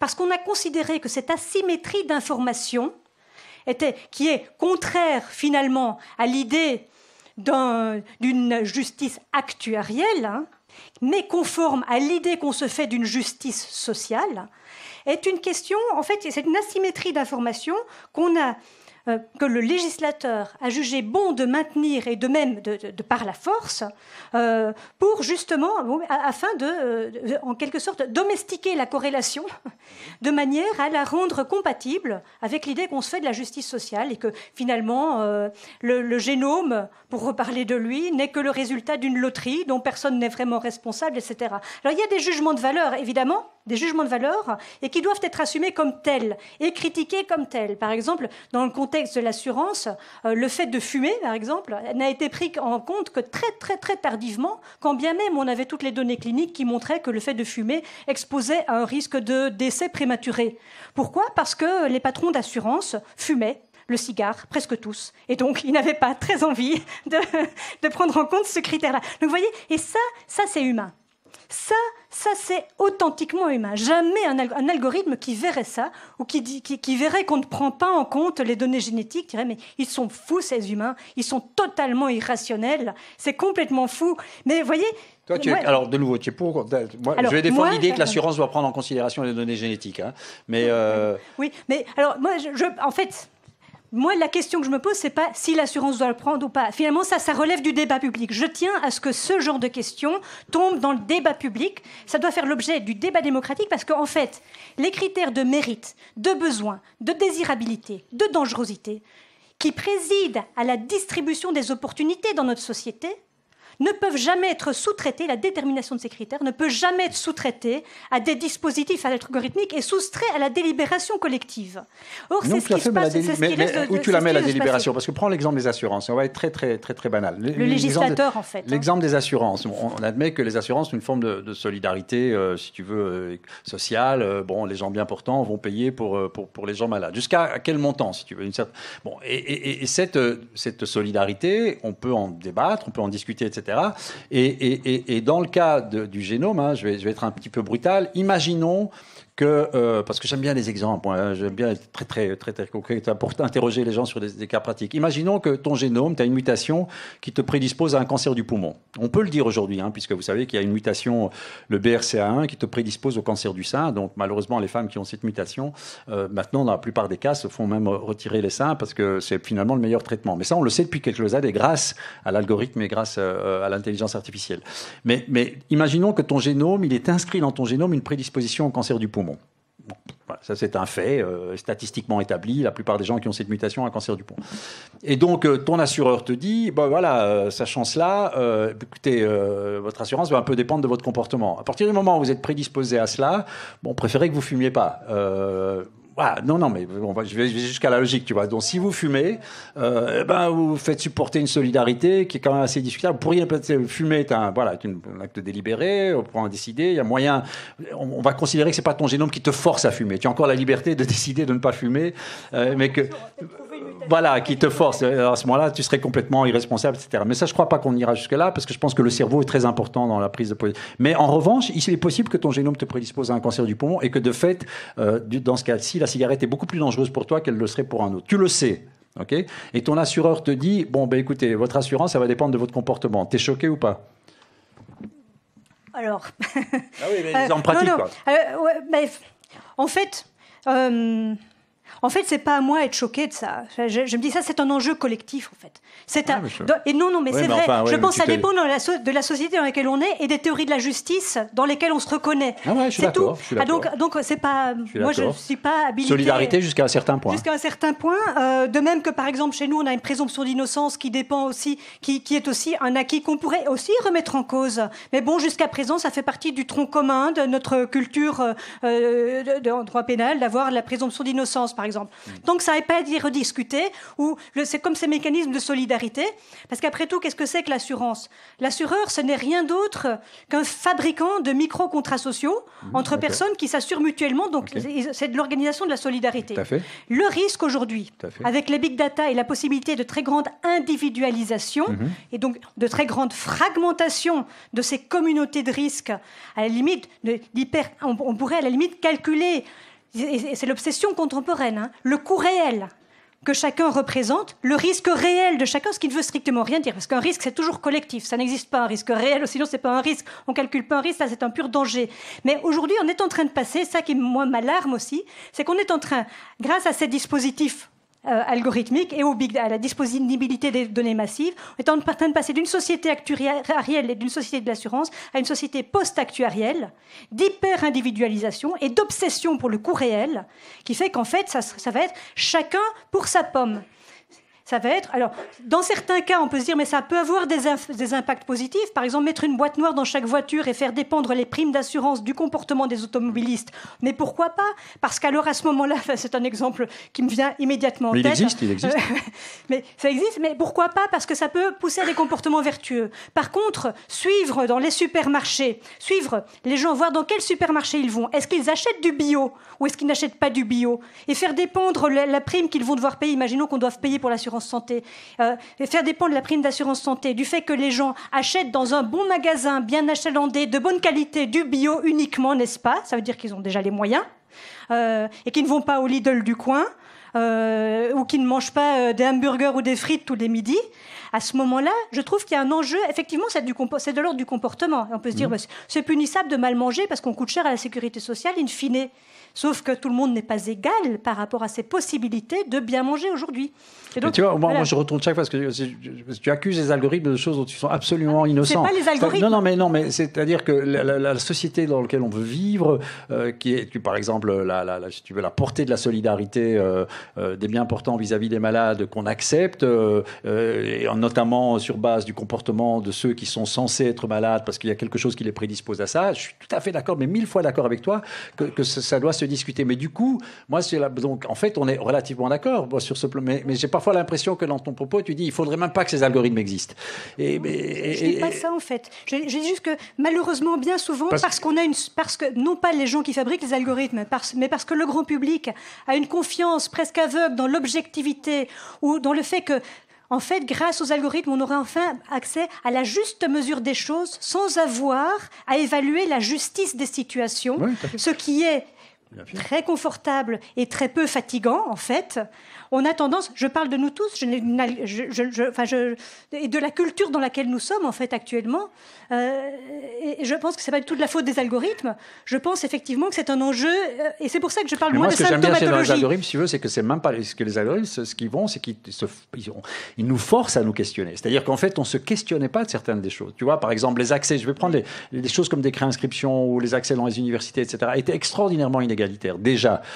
Et un jour, on met ça sous forme algorithmique. Et donc, parce qu'il y a un algorithme, il y a une explicitation du truc. Donc, on est obligé de se questionner sur la portée. Parce qu'en fait, on doit mettre des règles. Donc, l'algorithme, c'est formidable. Parce qu'à un moment, il faut se mettre d'accord sur qu'est-ce qu'on met dans l'algorithme. Si on n'avait pas l'algorithme, on n'aurait même pas à se poser la question. Il y a des gens qui décident pour nous. Il y a quand même un formatage que tu sais des comportements. Il y a des règles. Grâce à l'algorithme, à un moment, non seulement... Et moi, par exemple, je vais te dire, parce que je travaille beaucoup pour le décret inscription pour l'instant, ce qui est génial dans l'algorithmisation du décret inscription, c'est que avant, quand ça se passait auparavant, moi, je suis pour l'algorithmisation du décret inscription. Je ne suis pas pour le décret inscription de la manière dont il est fait, mais je suis pour son algorithmisation parce qu'avant, il y avait beaucoup d'implicites. Il y avait beaucoup de triches, il y avait beaucoup de gens qui se... On va terminer. Voilà, c'est ça. Et donc, du jour au lendemain, si vous voulez, il y a eu un décret inscription, les gens se sont dit, mais attends, mais non, le critère de localité, c'est un critère idiot, parce que ça va ne faire que renforcer la ghettoisation qui existe déjà dans les quartiers, ça va ghettoiser les écoles. Donc, c'est un critère stupide. Mais ce critère, il existait de manière un tout petit peu implicite déjà auparavant. Le fait de l'avoir algorithmisé, toi, tu dirais, l'algorithmisation a eu des effets, etc. Bon, bien sûr, il y a des effets d'amplification. Les écoles sont encore plus ghettoisées qu'elles l'étaient auparavant. Mais c'est parce qu'on sait qu'il y a ce critère-là. Et donc, on va pouvoir questionner ce critère, on va pouvoir le remettre en question, et c'est peut-être un très mauvais critère. Mais s'il n'y avait pas eu d'algorithme, on n'en aurait jamais discuté de ce critère. Et c'est peut-être vrai aussi pour les assurances, hein, parce que tu dis, OK, il va falloir parce que bon, moi je prends les exemples qui sont la prédisposition au cancer, mais il va falloir se questionner sur ce qu'est l'assurance. Il y a des gens qui payent les assurances aujourd'hui, mais ils ne savent même pas pourquoi, ils ne savent pas comment on décide du montant de leur assurance, etc. Du fait qu'on algorithmise les gens, et moi je suis pour des assemblées citoyennes, des gens qui se réunissent autour d'une table et qui disent, ton algorithme, il ne doit pas tourner comme ça. Ce qui, moi, me tue dans les algorithmes, ce n'est pas les algorithmes, ils sont formidables, ces algorithmes. Ils ont une vision du réel qui est, moi je suis pour une algorithmisation encore plus outrancière que ce qu'elle est dans la société, parce que qu'est-ce que ça fait? Ça force les gens à se questionner sur le vivre ensemble. J'espère qu'il y aura des réactions, et je le souhaite, mais d'abord parce que je pense qu'il va falloir reformater de plus en plus nos comportements dans les 10-15 ans qui nous restent à vivre avec toutes les menaces qui nous battent, etc. Et donc si on veut s'en sortir, je pense qu'il va falloir encore être plus liberticide qu'avant grâce aux algorithmes, mais on va être liberticide d'une manière qui est légitimée par des décisions citoyennes. Donc, pour te le dire, le prochain décret inscription, si on fait ce que j'ai envie qu'on fasse, donc je suis en discussion avec Caroline Désir à ce sujet, c'est qu'on mette des gens autour de la table et qu'on dise c'est quoi une association entre une école et un élève, quoi. Parce que pour l'instant, personne ne se pose la question. Est-ce que le critère de localité est un bon critère? Est-ce que le critère de famille est un bon critère?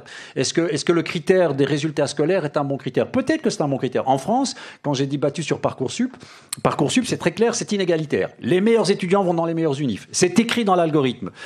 Ça a toujours été comme ça en France. Les meilleurs étudiants, elle est toujours dans les meilleurs unifs.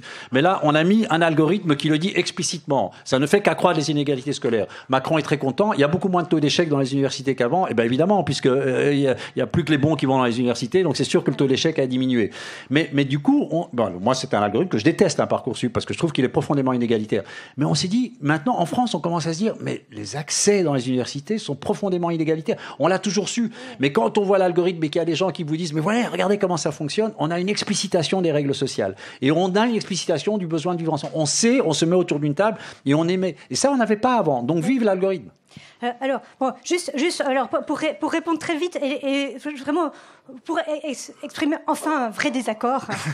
Quand tu me dis les algorithmes nous donnent une vision du réel, alors ça justement, les algorithmes, ils voient rien. Ils ne voient rien. Ils n'ont même pas Dieu. Ils ne voient rien. Ils défont toutes nos images. C'est ça qu'ils font. Ils défont toutes nos manières de voir. Alors, simplement, les données, le monde n'est pas réductible aux quantités de données proliférantes. Cette prolifération de données, ce n'est pas le monde. Et c'est un coup de génie du capitalisme numérique, cela dit en passant, de nous faire passer pour des biens, pour des choses qui ont de la valeur et qui sont le nouveau pétrole. Ces choses qui, précisément, sont quand même, je caricature un peu pour avoir du désaccord, sont quand même relativement ruineuses pour l'environnement, en quelque sorte, correspondent très bien à ce que Patrick Thor, célèbre darwiniste, appelle une hypertélie, c'est-à-dire une prolifération d'organes à des fins symboliques, mais au-delà de la fonction de l'organe. L'exemple qu'il donne, c'est les grands cerfs dans le paléolithique, ou je ne sais même plus, très, très, très, très ancien, qui avaient des cornes, enfin des ramures énormes. Alors, ça avait un désavantage sur le plan de la survie individuelle, mais des avantages de séduction. Les femelles adoraient les cerfs avec des grandes ramures. Sauf que le problème, ça marchait très bien quand c'était que des steppes. Et puis, il y a des forêts qui ont poussé avec des arbres très rapprochés, et le cerf, aussi séduisant soit-il, est resté coincé. Et finalement, toutes ces données qui prolifèrent, en gros, c'est un peu du même ordre. Je dirais qu'il y a une sorte de prolifération symbolique, mais de symbolique désymbolisée, puisque ces données sont rendues amnésiques de leurs conditions de production. Elles sont même plus des signes, elles sont de purs signaux quantifiables qui ne disent plus rien de nous, mais qui nous rendent éminemment calculables. Alors effectivement, le problème, c'est de savoir comment nous acceptons d'être calculés. Ça, je suis bien d'accord, ça a toujours été la question, mais je pense quand même qu'il y a quand même un oubli de la matérialité qui, moi, me frappe, et je ne suis pas la première à le remarquer, dans tous les tournants, que ce soit le tournant linguistique, le tournant ceci, le tournant cela, il y a une chose qui disparaît chaque fois, c'est la matière, c'est la matérialité. C'est Karen Barad qui dit ça, une féministe. Les données ne peuvent pas t'informer sur la matière. Je ne vois pas pourquoi les données font disparaître la matière. Elles ne font pas disparaître la matière. Les physiciens, ils étudient la matière uniquement à base de données. Alors, mais le problème, c'est que, à condition, l'idéologie technique des big data, c'est qu'à condition qu'on ait des quantités massives de données, on peut se dispenser d'interroger la matière, d'interroger les gens, puisque les données parlent pour eux, ils n'ont plus rien à dire. De toute façon, et les données parlent de façon plus objective et savent des choses sur moi que je ne sais même pas, dont je ne pourrais même pas rendre compte moi-même. On n'est plus obligé Alors, je pense par exemple à ce qui se développe aujourd'hui, qui s'appelle la black box medicine. Les firmes pharmaceutiques, certaines firmes pharmaceutiques aujourd'hui, au lieu d'enrôler des volontaires humains pour faire des tests, qui effectivement, c'est vrai, sont dangereux pour les êtres humains qui veulent bien se laisser enrôler, pour les volontaires, sont coûteux aussi.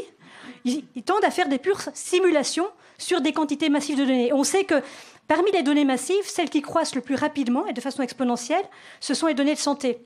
Donc il y a des quantités massives. Alors il y a des espoirs énormes, mais il y a le risque aussi de ne plus comprendre la causalité, de ne plus comprendre la matérialité, et de ne plus comprendre aussi qu'une mauvaise prédiction n'a pas les mêmes effets, ou un mauvais scoring n'a pas les mêmes effets pour tout le monde. Il y a des gens qui seront plus à même de se défendre d'une mauvaise prédiction ou de faire face finalement à un mauvais score, et d'autres qui ne seront tout à fait incapables. Mais si on ne tient plus compte de la matérialité des vies des personnes et de leur singularité, de leur vie singulière, et si on ne considère les personnes qu'en tant qu'agrégat de données infrapersonnelles qui sont finalement exploitables à l'échelle industrielle et supra-personnelle, individuelle, eh bien, on ne peut plus donner voix en fait à ces choses-là. Toute l'histoire de la sociologie statistique, c'est faire ça, c'est faire des agrégats et puis agir en fonction de ces agrégats. Quetelet, qui est le plus célèbre, un des plus célèbres scientifiques belges, a fait naître la statistique en sociologie et c'est quand même ramener les populations. Et donc ça marche bien.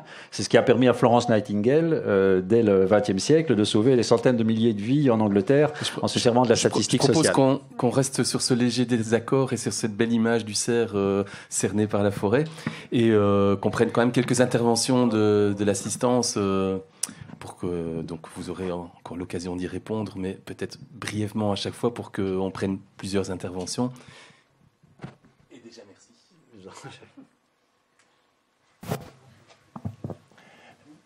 Oui, on aurait pu résumer entre autres en disant que les algorithmes, déjà, ça dépend comment on les construit et puis ça dépend aussi comment on les interprète. Donc, si je pose la première question, ça veut dire qu'il peut y avoir de très mauvais algorithmes, mais d'autre part, ces algorithmes sont améliorables et voilà. Ça, c'est pour la partie construction. Pour la partie interprétation, par exemple, pour reprendre le cas du juge qui reçoit une projection de 75% de cas de récidive,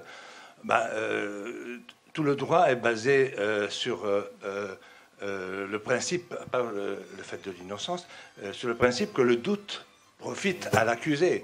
Et donc, je vais dire, selon une mentalité juridique, on pourra sûrement dire oui, c'est normal, avec 75% de récidive, on libère le détenu, parce qu'il y a 25% de cas où voilà, il a droit au doute. Alors, éventuellement, on peut aller plus loin et alors dire oui, ok, on le laisse en prison seulement s'il dépasse 90%, 95%. Donc, ça, c'est concernant les emplois. Donc, ça me semble moins dramatique voilà. Alors, je peux répondre juste sur Est-ce qu'on peut peut-être prendre deux, trois questions en même temps, puis qu'on fasse comme ça, on donne la parole à plus de personnes. Je reviens vers monsieur. Il y a une intervention dans le fond.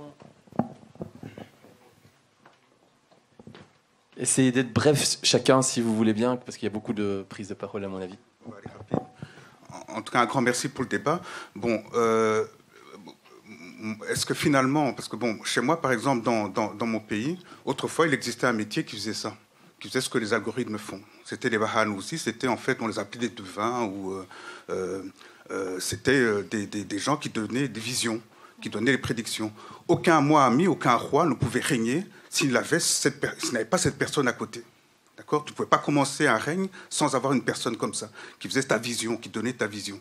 Même les enfants, dans une famille, devaient avoir quelqu'un qui vient leur donner une vision.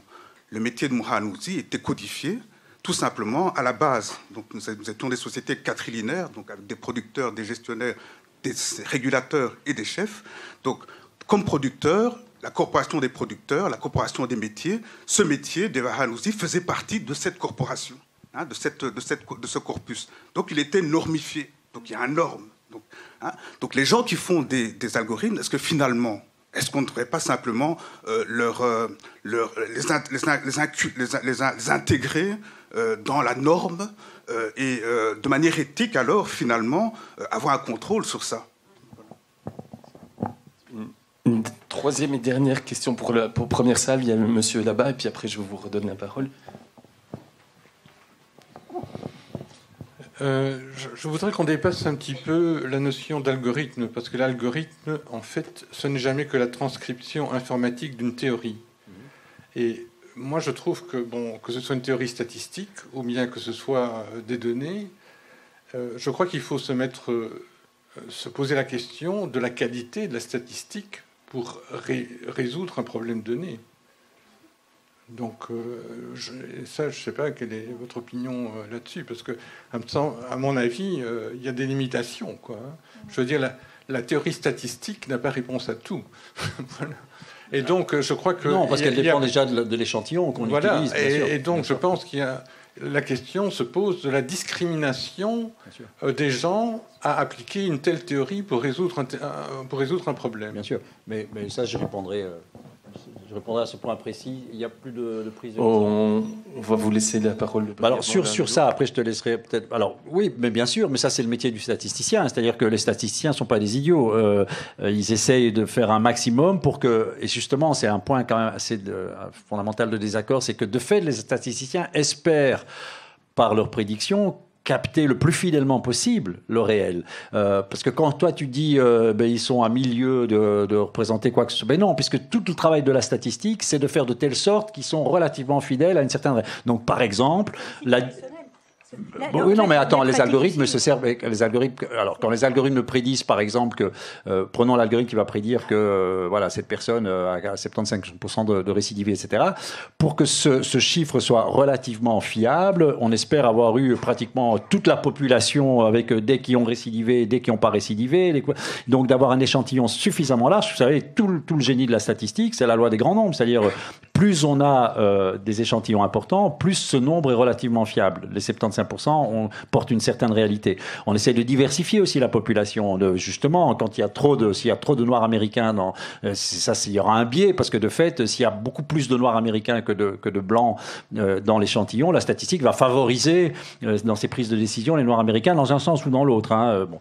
Et donc ça, c'est des mauvaises statistiques. Il y a des mauvais statisticiens et des bons statisticiens. Il semblerait que on dit que dans les papiers des journaux de médecine, 85% sont faux au plan statistique. C'est-à-dire qu'en effet, je suis tout à fait d'accord avec vous, il y a des manières de faire de la statistique correcte, il y a des manières incorrectes. Et elle est d'autant plus incorrecte qu'il faut s'en méfier. Donc là où je rejoins Antoinette, c'est de dire que si vous prenez un échantillon de 100 personnes et que vous vous permettez de dire sur base de cet échantillon, cette personne, je ne vais pas la libérer, etc., ça ne vaut pas grand-chose. C'est une mauvaise statistique parce que les médecins se battent contre ça parce qu'ils veulent justement des cohortes gigantesques. Et je pense que c'est vrai. Ce que le big data a rendu tout à fait possible, c'est que le big data a autorisé des cohortes assez extraordinaires, comme on n'en avait jamais eu auparavant, puisque là, il s'agit de millions et de millions de personnes qu'on peut traiter. Et donc, d'une certaine manière, on affine un tout petit peu les réalités statistiques avec le big data, parce qu'on a un peu plus de gens. Mais 1000 fois d'accord avec vous, il y a de très très mauvais statisticiens. Il faut savoir ce qu'on fait, il faut savoir ce que veut dire ce nombre, ce que ça veut dire une prédiction. Alors, pour que vous le sachiez, en général, quand on dit que 75% des gens récidivent, comment est-ce qu'on peut être sûr de ce nombre? C'est qu'on a pris une population, si vous voulez, qu'on ne connaissait pas, dont on ne connaissait pas, si vous voulez, la proportion de récidive, etc. On l'a entraîné avec une population dont on connaissait, c'est comme ça que font les machine learning, hein. Ils ont une population qui est déjà pré-labellisée, ils entraînent un prédicteur et ils valident le prédicteur sur une population dont on savait, si vous voulez, qui avait récidivé et qui n'avait pas récidivé. On le sait et on laisse l'algorithme deviner. Et on évalue sa capacité à deviner pour une population dont on connaît la réalité. Donc quand l'algorithme dit 75%, c'est qu'il s'est trompé dans 25% des cas. Et comme vous disiez, ces 25% devraient jouer peut-être en faveur de la personne plutôt qu'en sa défaveur. Mais on a des manières, rassurez-vous, on a des manières de faire le travail correctement. Toute la production scientifique de big data, de machine learning, etc., c'est quoi un bon modèle? Qu'est-ce qu'on peut faire? C'est quoi cette valeur, 75%? Quelle est sa valeur de vérité? Qu'on passe l'algorithme dont parlait Antoinette a suscité une quantité, une marée de travaux scientifiques justement sur la légalité, enfin ce qui s'appelle algorithmic fairness, parce que justement il y a plein de scientifiques qui discutent de ça. On n'est pas des utilisateurs aveugles et innocents de la statistique. C'est quand même une vieille science, la statistique. On essaie de faire quand même proprement notre travail, quoi. Qui a ses limites, tout à fait d'accord. Oui. Alors, pour remonter les questions un peu comme le saumon, en commençant par le bas, je dirais juste une petite nuance, c'est qu'on n'a plus affaire, quand on parle de big data et de machine learning, à des statistiques à la papa comme on en faisait avant. C'était d'autres pratiques statistiques qui se sont notamment émancipées de toute une série de contraintes qui étaient celles de la statistique traditionnelle. Notamment, quand on parle de machine learning, l'idée c'est que la théorie ne précède pas justement. C'est-à-dire que les catégories statistiques, les vieilles catégories statistiques, qui domestiquaient, qui gouvernaient et qui bornaient la récolte des données, aujourd'hui, elles ne préexistent pas à la récolte des données, mais elles résultent des traitements de données. Ça change complètement la donne. Ça change complètement la donne parce que ça veut dire qu'il y a beaucoup moins de sélectivité. Ça veut dire aussi qu'il n'y a plus les conventions de quantification qui présidaient à l'établissement des catégories statistiques. convention de quantification qui faisait dire, tout à fait à juste titre, notamment à Alain Desrosières, grand sociologue de la statistique, que les ambitions épistémiques de la statistique, c'était pas du tout de représenter, de remplacer le monde, mais c'était seulement d'en donner une approximation avec une visée de neutralité. Et parce que c'était qu'une approximation, les objets statistiques, quand ils servaient de référence au débat public, pouvaient à la fois permettre une commensurabilité des éléments dont on devait discuter, mais étaient eux-mêmes toujours susceptibles d'être remis en question. A-t-on pris assez de données? N'en a-t-on pas pris trop, etc.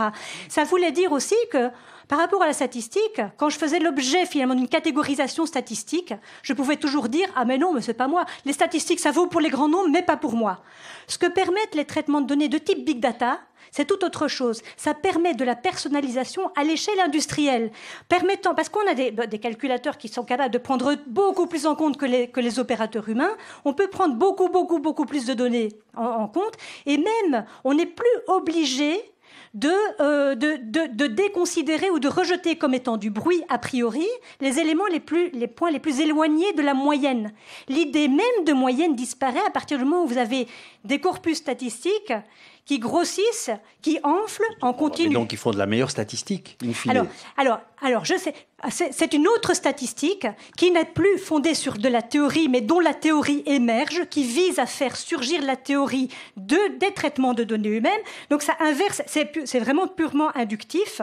Et bon, ça a toute une série de conséquences. Dire que c'est meilleur ou que c'est moins bon, je ne pourrais pas le dire. Simplement, ce que je sais, c'est que la contestabilité de ces nouvelles formes de catégorisation, qui ne sont même plus de la catégorisation, qui sont des formes de personnalisation, de profilage, de modélisation des comportements, n'est plus possible dans les mêmes termes qu'elle était possible par rapport aux catégories statistiques. Ce qui, sur le plan démocratique, pose des questions.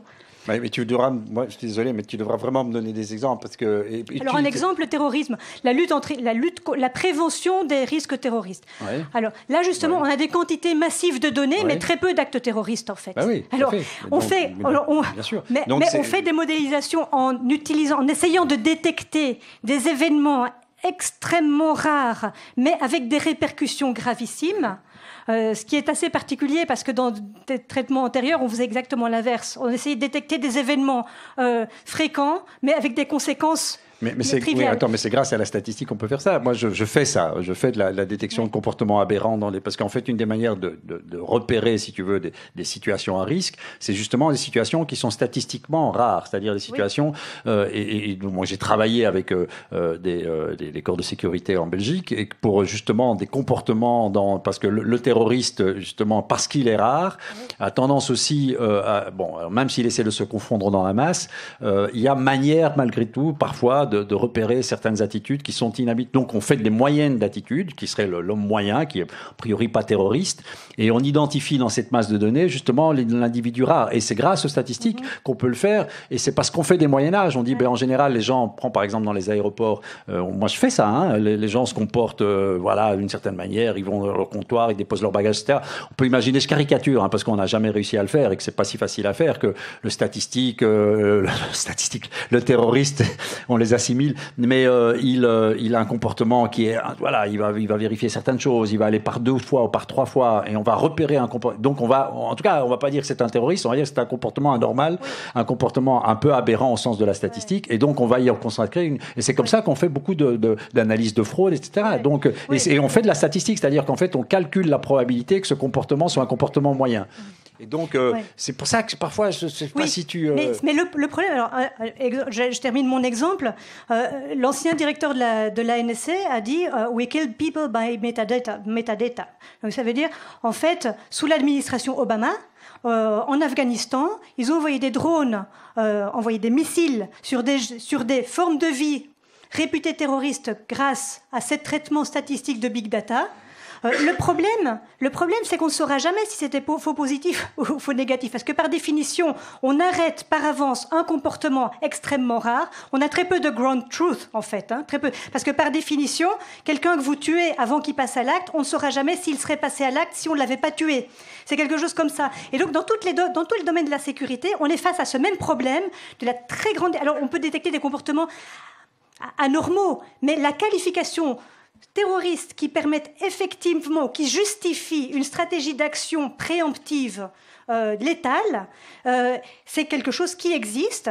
D'ailleurs, c'est pas seulement, on tue pas uniquement la forme de vie, il y a sans identité d'ailleurs, il n'y a pas besoin d'identité pour ça. Et puis on vient envoyer un deuxième missile sur les gens qui viennent ramasser les morceaux, et puis un troisième missile sur ceux qui accompagnent le cortège funéraire. Comme ça, on est sûr d'avoir tout le monde. Je vais jouer l'avocat du diable, hein, parce que moi j'ai assisté à des conférences sur les armes létales, et donc je suis comme toi choqué de l'automatisation des armes. Je pense qu'il y a des limites à tout, mais ils sont terribles ceux qui défendent ça, parce que tu parlais de faux positifs et de faux négatifs. Eux te diront, les militaires humains commettent beaucoup plus de faux positifs et de faux négatifs que les drones ou que les machines. Parce que ce pouvoir de discrimination entre un potentiel, je suis d'accord, un potentiel, on ne sait pas s'il va commettre, mais ce pouvoir de discrimination entre un potentiel terroriste dont il faudrait évidemment, eh bien, à mon avis, il est beaucoup plus fin et beaucoup plus précis par les machines que par des soldats qui peuvent être un peu excités, un peu testostéronés. Enfin, et donc les roboticiens et les statisticiens sont terribles dans leur argumentation. Ils disent d'un point de vue mais je me fais l'avocat du diable parce que je suis choqué par la possibilité. Le nombre de morts est bien supérieur parce qu'en fait ils décrivent parce qu'il n'y a plus de soldats humains, parce qu'il n'y a plus que des drones. Ils décrivent des killbox. Oui,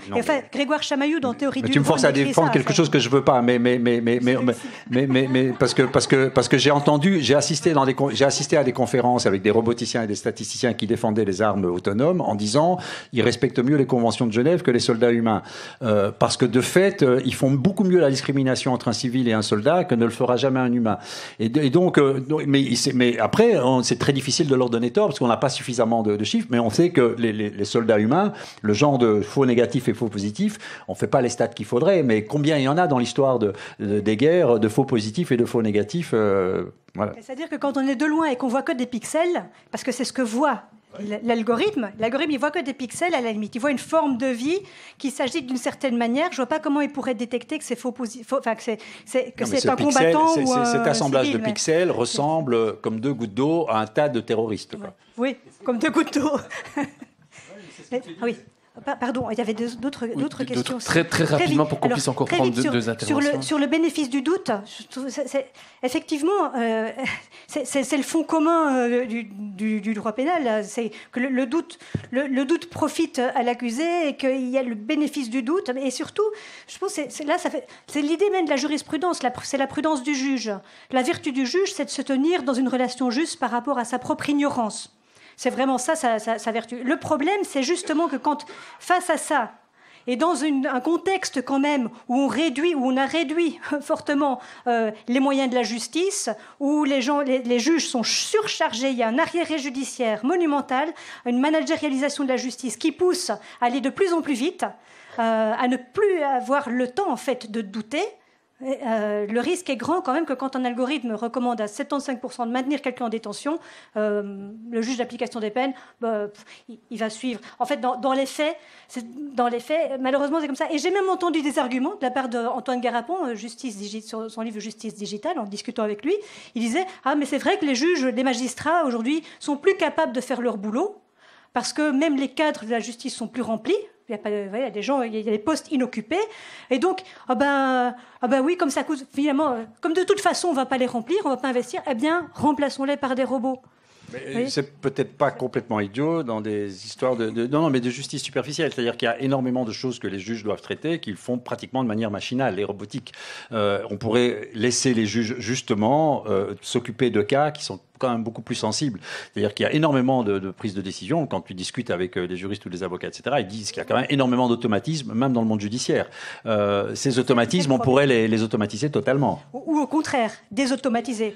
On parle aujourd'hui, justement, l'automatisation des juges est un problème. La robotisation des juges eux-mêmes est aujourd'hui un problème. Qui eux-mêmes sont automatiques. Oui, mais justement, on doit les désautomatiser, leur donner davantage de moyens pour faire correctement leur boulot. Il me semble que ce serait une voie peut-être plus prometteuse. Enfin, moi, il me semble que de les remplacer par de l'automatisation. On parle de la même chose en matière de contrat, des algorithmes qui aident à rédiger les clauses de contrat. Et alors, ce dont on se plaint, c'est justement que les contrats sont trop stéréotypés déjà maintenant.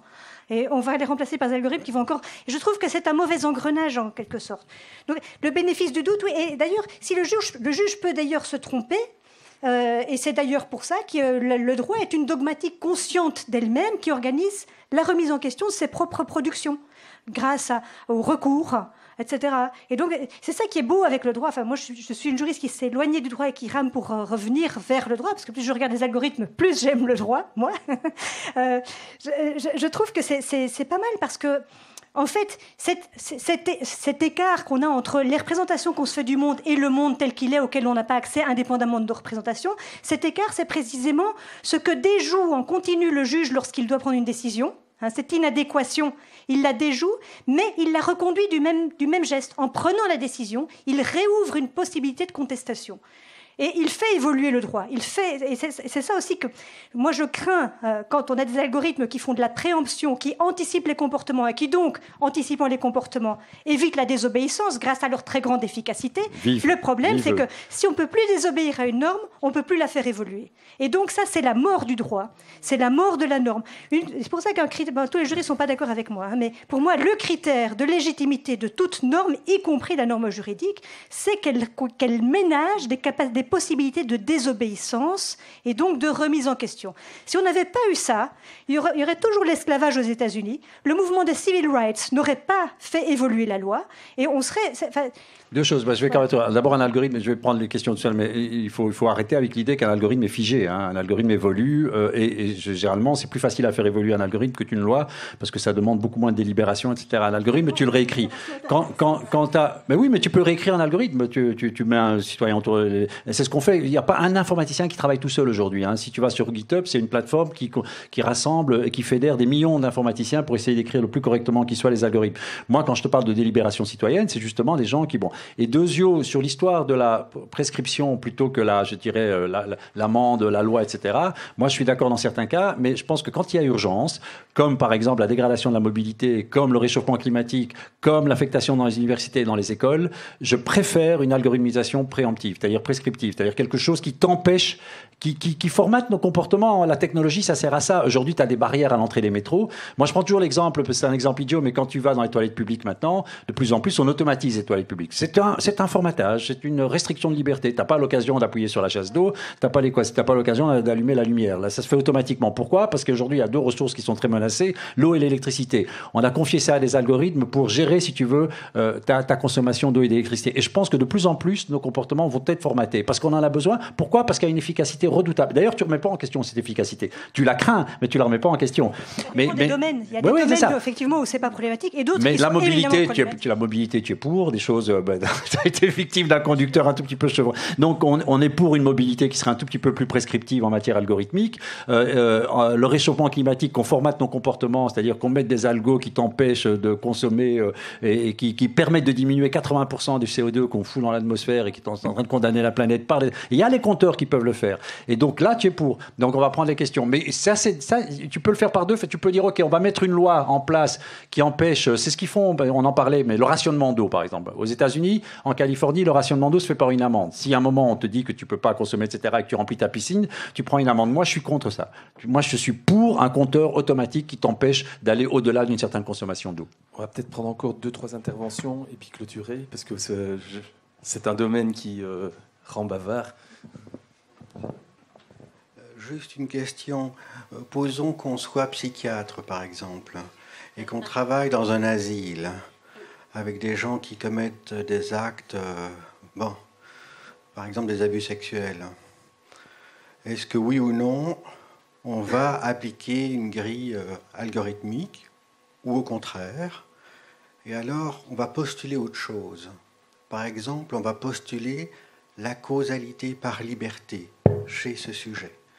C'est-à-dire, on va supposer que, bien qu'il y ait risque de récidive, il y a aussi risque de modification, de transformation de ce sujet. C'est-à-dire qu'il puisse avoir sur lui, sur son sexuel, sur sa pulsion sexuelle, sur son fantasme sexuel, eh bien, un jugement réfléchissant qui réfléchisse et corrige son schéma qui s'active lorsque il voit un objet qui enclenche un acte délictueux. Donc, en psychiatrie, par exemple, on postule tout le contraire du déterminisme algorithmique. On postule, même si on ne peut pas directement le vérifier dans les faits, mais surtout immédiatement, quelquefois ça prend du temps, 10 ans, 15 ans, on postule la causalité par liberté. Et moi, quand j'entends dans votre bouche, oui, le cadenassage liberticide, ça m'inquiète. Alors, encore une autre intervention, puis après on vous laisse la parole. Et il y aura encore une ultime intervention d'Agnès, mais qui sera un autre sujet, donc on va clôturer. Merci. Bonsoir. J'avais une petite question qui faisait le lien avec le questionnement de départ de la conférence, donc le numérique menace-t-il nos démocraties et non l'inverse. Et la question que j'avais, en fait, c'était que finalement, vous avez parlé à un moment de démocratisation des algorithmes et le fait qu'on pourrait choisir collectivement, finalement, qu'est-ce qu'une bonne décision, qu'est-ce qu'une mauvaise décision. Et lorsqu'on voit aujourd'hui, en fait, la complexité déjà d'avoir des processus démocratiques qui sont légitimes vis-à-vis des citoyens, est-ce que c'est pas juste un vieux pieux et qu'en fait, ça garde une technocratie qui prendra toujours les décisions et on fait croire et mijoter aux gens que finalement, un jour, ils pourront voter qu'une application, finalement, est-ce qu'ils ont fait ce travail d'urbanisme ou celui-ci, mais que finalement, ça reste juste un outil non démocratique et uniquement technocratique. Et voilà, est-ce que c'est pas juste de la poudre aux yeux? Alors, je vais répondre aux deux et puis je te laisserai répondre. Alors, en tout cas, pour l'instant, ça l'est. C'est-à-dire que les prises de...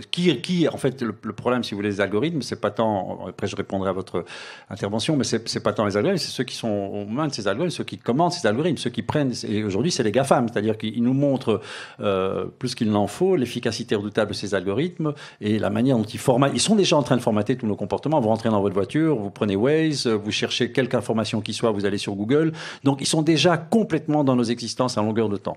Et on les remet pas en question. Hein. Personne ne remet en question Waze. Moi, je vais vous dire, Waze, c'est un des pires algorithmes que j'ai jamais vu pour régler la circulation dans nos villes. Mais tout le monde l'utilise. Hein. Donc, Google, c'est pareil. Je trouve comme moteur de recherche, si vous voyez la manière dont il ordonne les résultats, c'est épouvantable. On peut vraiment discuter de la manière dont même un moteur de recherche fonctionne. Bon. Donc, aujourd'hui, on n'a pas le choix. On ne discute pas de ces algorithmes. Alors, est-ce qu'on peut reprendre le contrôle, reprendre la main sur... Il y avait un article dans Le Monde aujourd'hui. Tous les hôpitaux français, tous les systèmes de santé français sont en train de tout laisser chez Microsoft. Il y a une décision, il y a finalement des médecins, des hospitaliers, des informaticiens même qui se plaignent de ça parce qu'on va confier à Microsoft toute la gestion des soins de santé en France. Donc c'est vrai qu'il y a une démission actuellement du public et qu'aujourd'hui, vous avez mille fois raison, on dit on veut reprendre le contrôle, mais le contrôle il est déjà là-bas. Hein. C'est la nouvelle monnaie, les nouvelles formes d'assurance, les nouvelles formes de banque, les nouvelles formes de magasins, les nouvelles formes de circulation, c'est déjà décidé par 4 ou 5 grands acteurs monopolistiques. Donc on est en train de perdre le contrôle. Moi, ce que me montrent ces acteurs, c'est qu'ils ont un pouvoir d'efficacité extraordinaire. Ils montrent l'efficacité des algorithmes. Mais évidemment, ils les font tourner d'une manière qui, à mon avis, n'est pas très bénéfique pour la société. Donc moi, ce que je veux, c'est reprendre... Et aujourd'hui, il y a une demande, on la voit partout, il y a une demande de démocratie participative. Au Parlement, maintenant, au Parlement bruxellois, je crois que c'est au Parlement bruxellois, ils ont décidé de faire participer beaucoup plus de citoyens dans des formes de débat, etc. Moi, c'est ce que je veux depuis très longtemps, mais dans l'écriture des algorithmes. Alors, on n'a pas le contrôle sur tous les algorithmes. Par exemple, Parcoursup en France, moi, à l'époque où Macron est arrivé, moi, je défendais ABP, qui était la première version de l'algorithme, où il y avait un critère de hasard. C'est-à-dire qu'à un certain moment, même les étudiants qui n'étaient pas les plus prédisposés, les mieux prédisposés pour aller à la Sorbonne, on pouvait quand même, par hasard, les sélectionner, etc. Maintenant, c'est fini, parce que Macron est arrivé, et on a décidé que cet algorithme serait beaucoup plus méritocratique qu'il n'avait l'habitude de l'être. Moi, je m'y suis opposé, j'ai dit, mais qui l'a décidé? Vous l'avez décidé, parce que oui, alors Macron vous dira, je l'ai décidé parce qu'on m'a élu pour ça.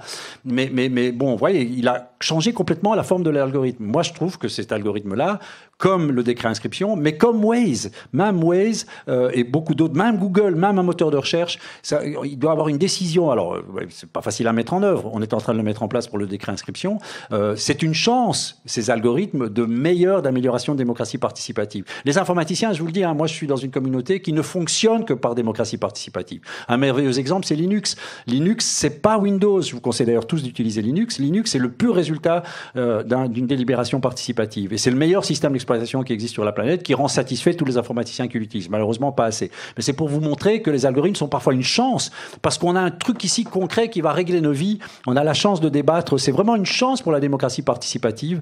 Et donc, il faudrait pas passer à côté. Moi, je me bats, en tout cas, avec le gouvernement bruxellois, à la portée de mes actions. J'ai pas une action sur tout. Mais en tout cas, à ce niveau-là, j'essaie de faire beaucoup plus participer le citoyen. Alors, ça demande une éducation, ça demande de mettre en place beaucoup d'autres choses. Nos enfants sont pas éduqués au numérique. C'est une catastrophe, la Belgique. La Belgique est en retard sur tout. Mais on peut quand même essayer d'espérer ça. Alors maintenant, pour la première question Mais en fait, moi, je pense que je ne vais pas directement répondre à votre question, mais je vais un peu la contourner dans la mesure où, depuis toujours, on a des dispositifs technologiques qui sont des tueurs de liberté. Pour vous empêcher de frauder dans le métro, on met des barrières. En Suède, il n'y a pas de barrière, par exemple. En Belgique, il y a des barrières. On peut espérer que la conscience morale fait que vous vous acquittez de votre dû, mais il s'avère que ça ne marche pas comme ça. La plupart des gens, s'il n'y a pas de barrière, ils fraudent le métro. Ils ne payent pas le métro. Voilà, c'est comme ça. C'est une réalité statistique. Dès que... il y a des fameux jeux, je ne sais pas si vous les connaissez, peut-être en tant que psychiatre ou psychologue vous les connaissez, il y a les fameux jeux de biens publics. Je le raconte parce que c'est des jeux d'économie expérimentale, je vais aller très très vite. Vous mettez 10 personnes autour d'une table, vous leur donnez chacun 100 €. Et puis, en fait, vous leur dites, c'est le jeu. Hein. Les gens peuvent mettre ce qu'ils veulent de leurs 100 € au milieu d'un pot, un pot commun, et puis on double le pot par 2, et puis on redistribue. En fait, la bonne stratégie, c'est si tout le monde met, par exemple, ses 100 €, vous doublez, tout le monde gagne 100 €. On se rend compte, quand on fait ces jeux, que directement, il y en a un ou l'autre qui va rien mettre dans le tronc commun. Parce qu'en fait, lui, il a tout à gagner. C'est le déviant, c'est le problème de la déviance, c'est qu'elle fait des émules. C'est que directement, vous avez les gens à côté qui voient que ça rapporte gros, et ils limitent. Et c'est ce qu'on appelle la tragédie des communs. Pour l'instant, notre monde est victime de tragédie des communs. Alors, le réchauffement planétaire, c'est clairement une tragédie des communs. Nos comportements ne sont plus adaptés à l'évolution du monde.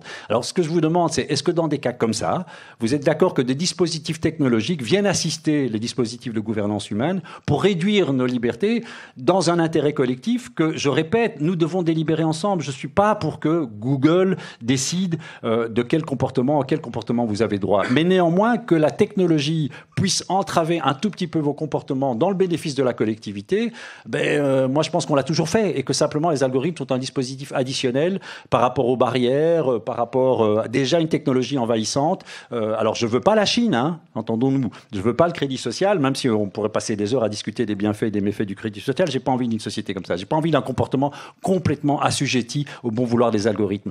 Mais que de temps en temps, il y a un dispositif qui limite un tout petit peu la portée de vos actes parce qu'on sait qu'ils finiront par être détrimentaires pour le collectif, moi, j'y vois rien. Je ne vois rien d'opposé. Alors, moi, je voulais réagir justement sur cette question de la délibération. Il me semble, moi, qu'il y a un enjeu d'échelle, en fait. Est-ce que, c'est une question que je pose vraiment, hein, en sachant la réponse que moi j'ai, bon, c'est toujours comme ça, en fait. Est-ce que vraiment mettre des citoyens, même les plus éclairés, même choisis de façon optimale dans la population, etc., et d'une diversité parfaite autour d'une table pour leur demander de délibérer de comment on programme des algorithmes qui vont cadenasser les libertés, est-ce que c'est suffisant ? Moi, je dis absolument pas. Absolument pas, parce que ça fait, pour moi, c'est symptomatique d'un réductionnisme ou d'un fétichisme de l'algorithme. Pardon, hein, j'ai eu un peu fort.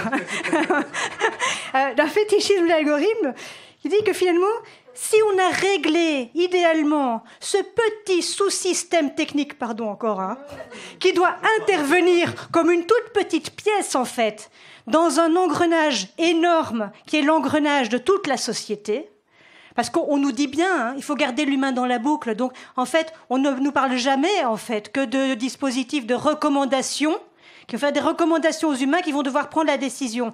Alors, on va dire, on va faire des algorithmes parfaits, bien délibérés, des algorithmes tout à fait démocratiques, mais après, de toute façon, il y a un décideur humain qui va intervenir, soit pour suivre la recommandation algorithmique, soit pour s'en écarter. Et ça va dépendre de s'il a bien mangé le matin, s'il s'est disputé avec sa femme, si sa télé est tombée en panne et qu'il déteste la technologie ce jour-là, etc. Donc, vous voyez, en fait, l'enjeu, pour savoir si, par exemple, une décision au final, parce que l'objectif, c'est d'avoir des meilleures décisions. Est-ce que la décision au final sera meilleure et est-ce qu'elle sera plus juste ?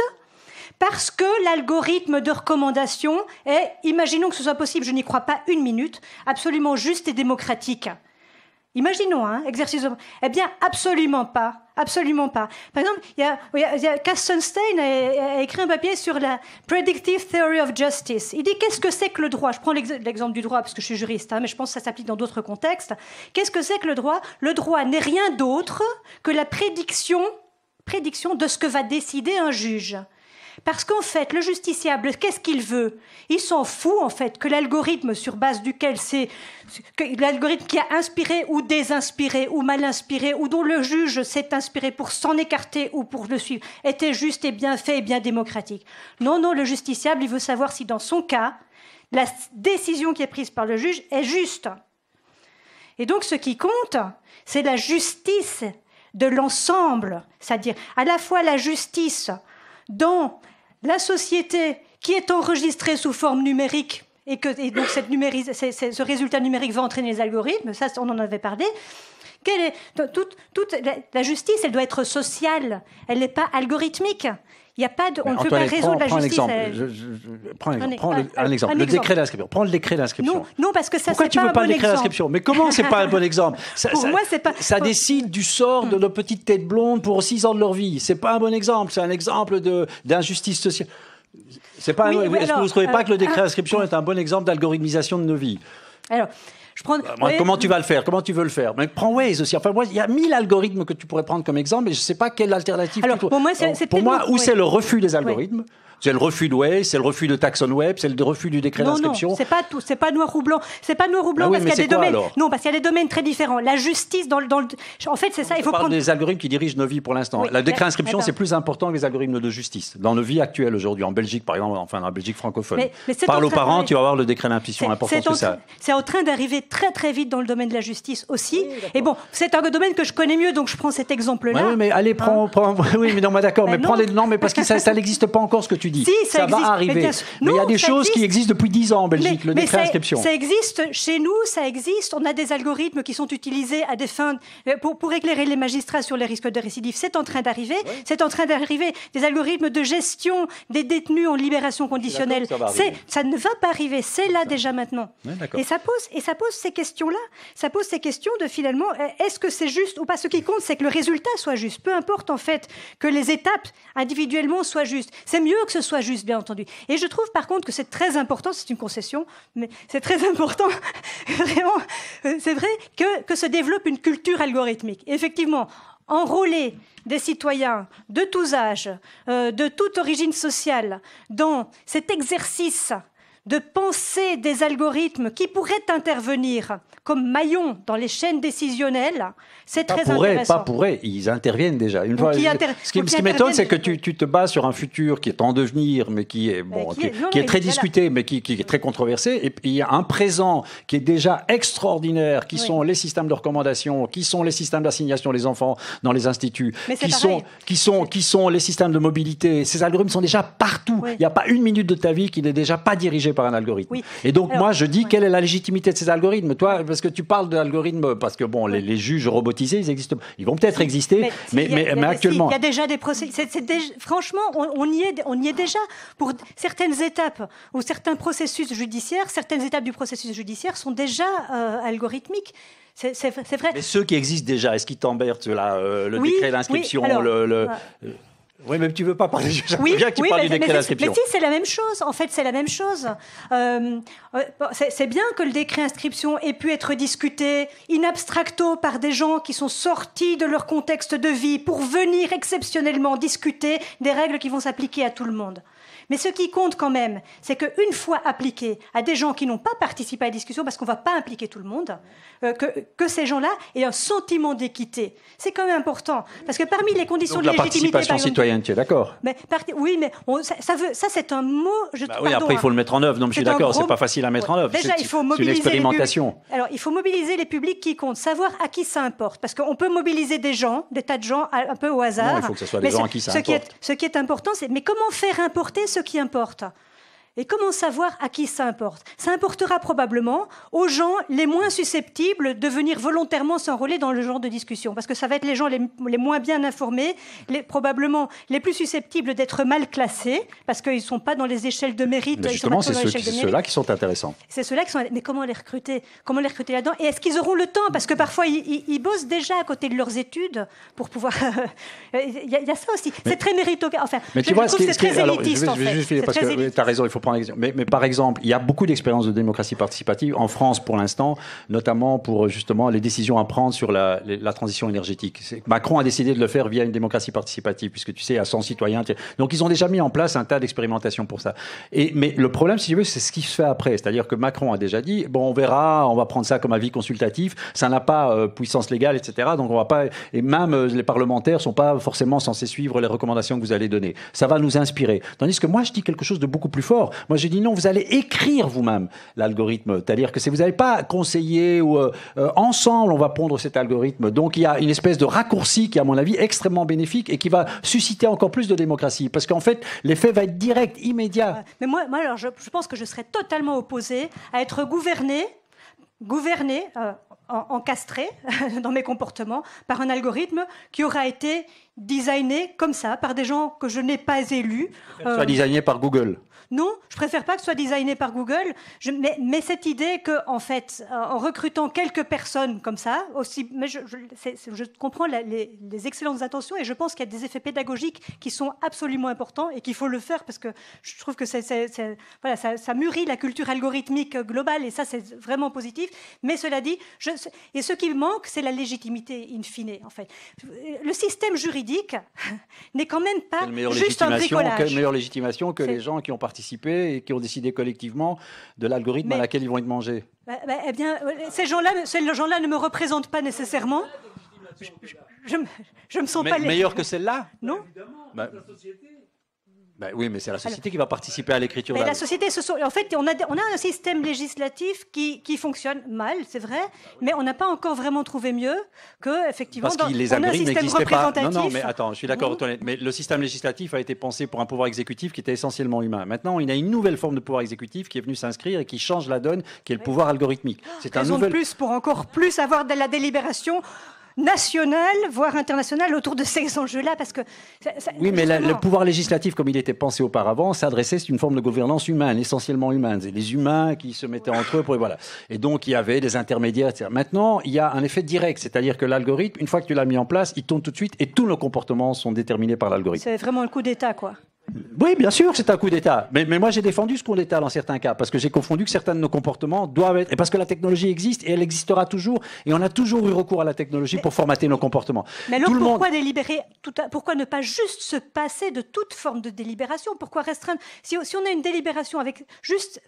à part l'effet pédagogique, avec quelques personnes sélectionnées, plus ou moins comme on pense... Tu veux sélectionner... je ne sais pas, il faut faire un panel de citoyens. C'est un panel citoyen.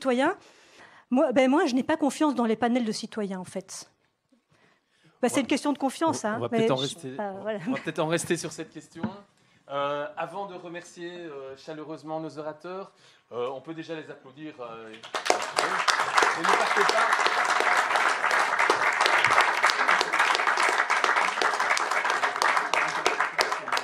Je pense que plein de questions sont ouvertes. On a vu les accords, les désaccords, et ils ont même un peu théâtralisé la chose, et c'était bien agréable. Avant de partir, je vous laisse 2-3 minutes, je sais qu'il est tard, la parole à Agnès, qui est venue vous présenter ici un outil tout nouveau, tout chaud. Est-ce que tu peux allumer le micro, s'il te plaît ? Qui s'appelle Nubo, qui est en train de se former à Bruxelles, et elle a sollicité de vous en parler 2 minutes, et on a accepté bien volontiers. Oui. Merci pour l'occasion. Je voulais vous signaler l'existence de ce projet. Je m'éloigne un peu des algorithmes, mais bien de la démocratie et des sujets numériques. Donc, c'est une poignée d'associations qui créent une coopérative d'utilisateurs avec l'idée que l'utilisateur redevient propriétaire de ses données privées. Et ce que nous voulons faire, c'est proposer des services éthiques en ligne avec l'idée que éthique, c'est on n'exploite pas vos données privées pour du commerce, mais vos données restent à votre propre propriété. Donc, ce que nous voulons faire dans un premier temps, c'est offrir des services mail et cloud, dans la lignée de l'association Framasoft qui fait l'appel à dégoogliser le monde. Donc, on veut participer un peu à cette dégooglisation. Le projet est en pleine construction. On est en train de donner plein de sessions d'information. Donc, si vous êtes intéressé, vous pouvez aller sur nubo.coop où je peux vous donner des informations aussi tout à l'heure. Voilà, et tous ceux qui sont intéressés par reprendre un peu la main sur leur vie privée numérique, vous êtes les bienvenus à vous informer, à m'en parler tout à l'heure ou lors de nos rencontres. Merci beaucoup Agnès, merci Antoinette, merci Hugues. Allez.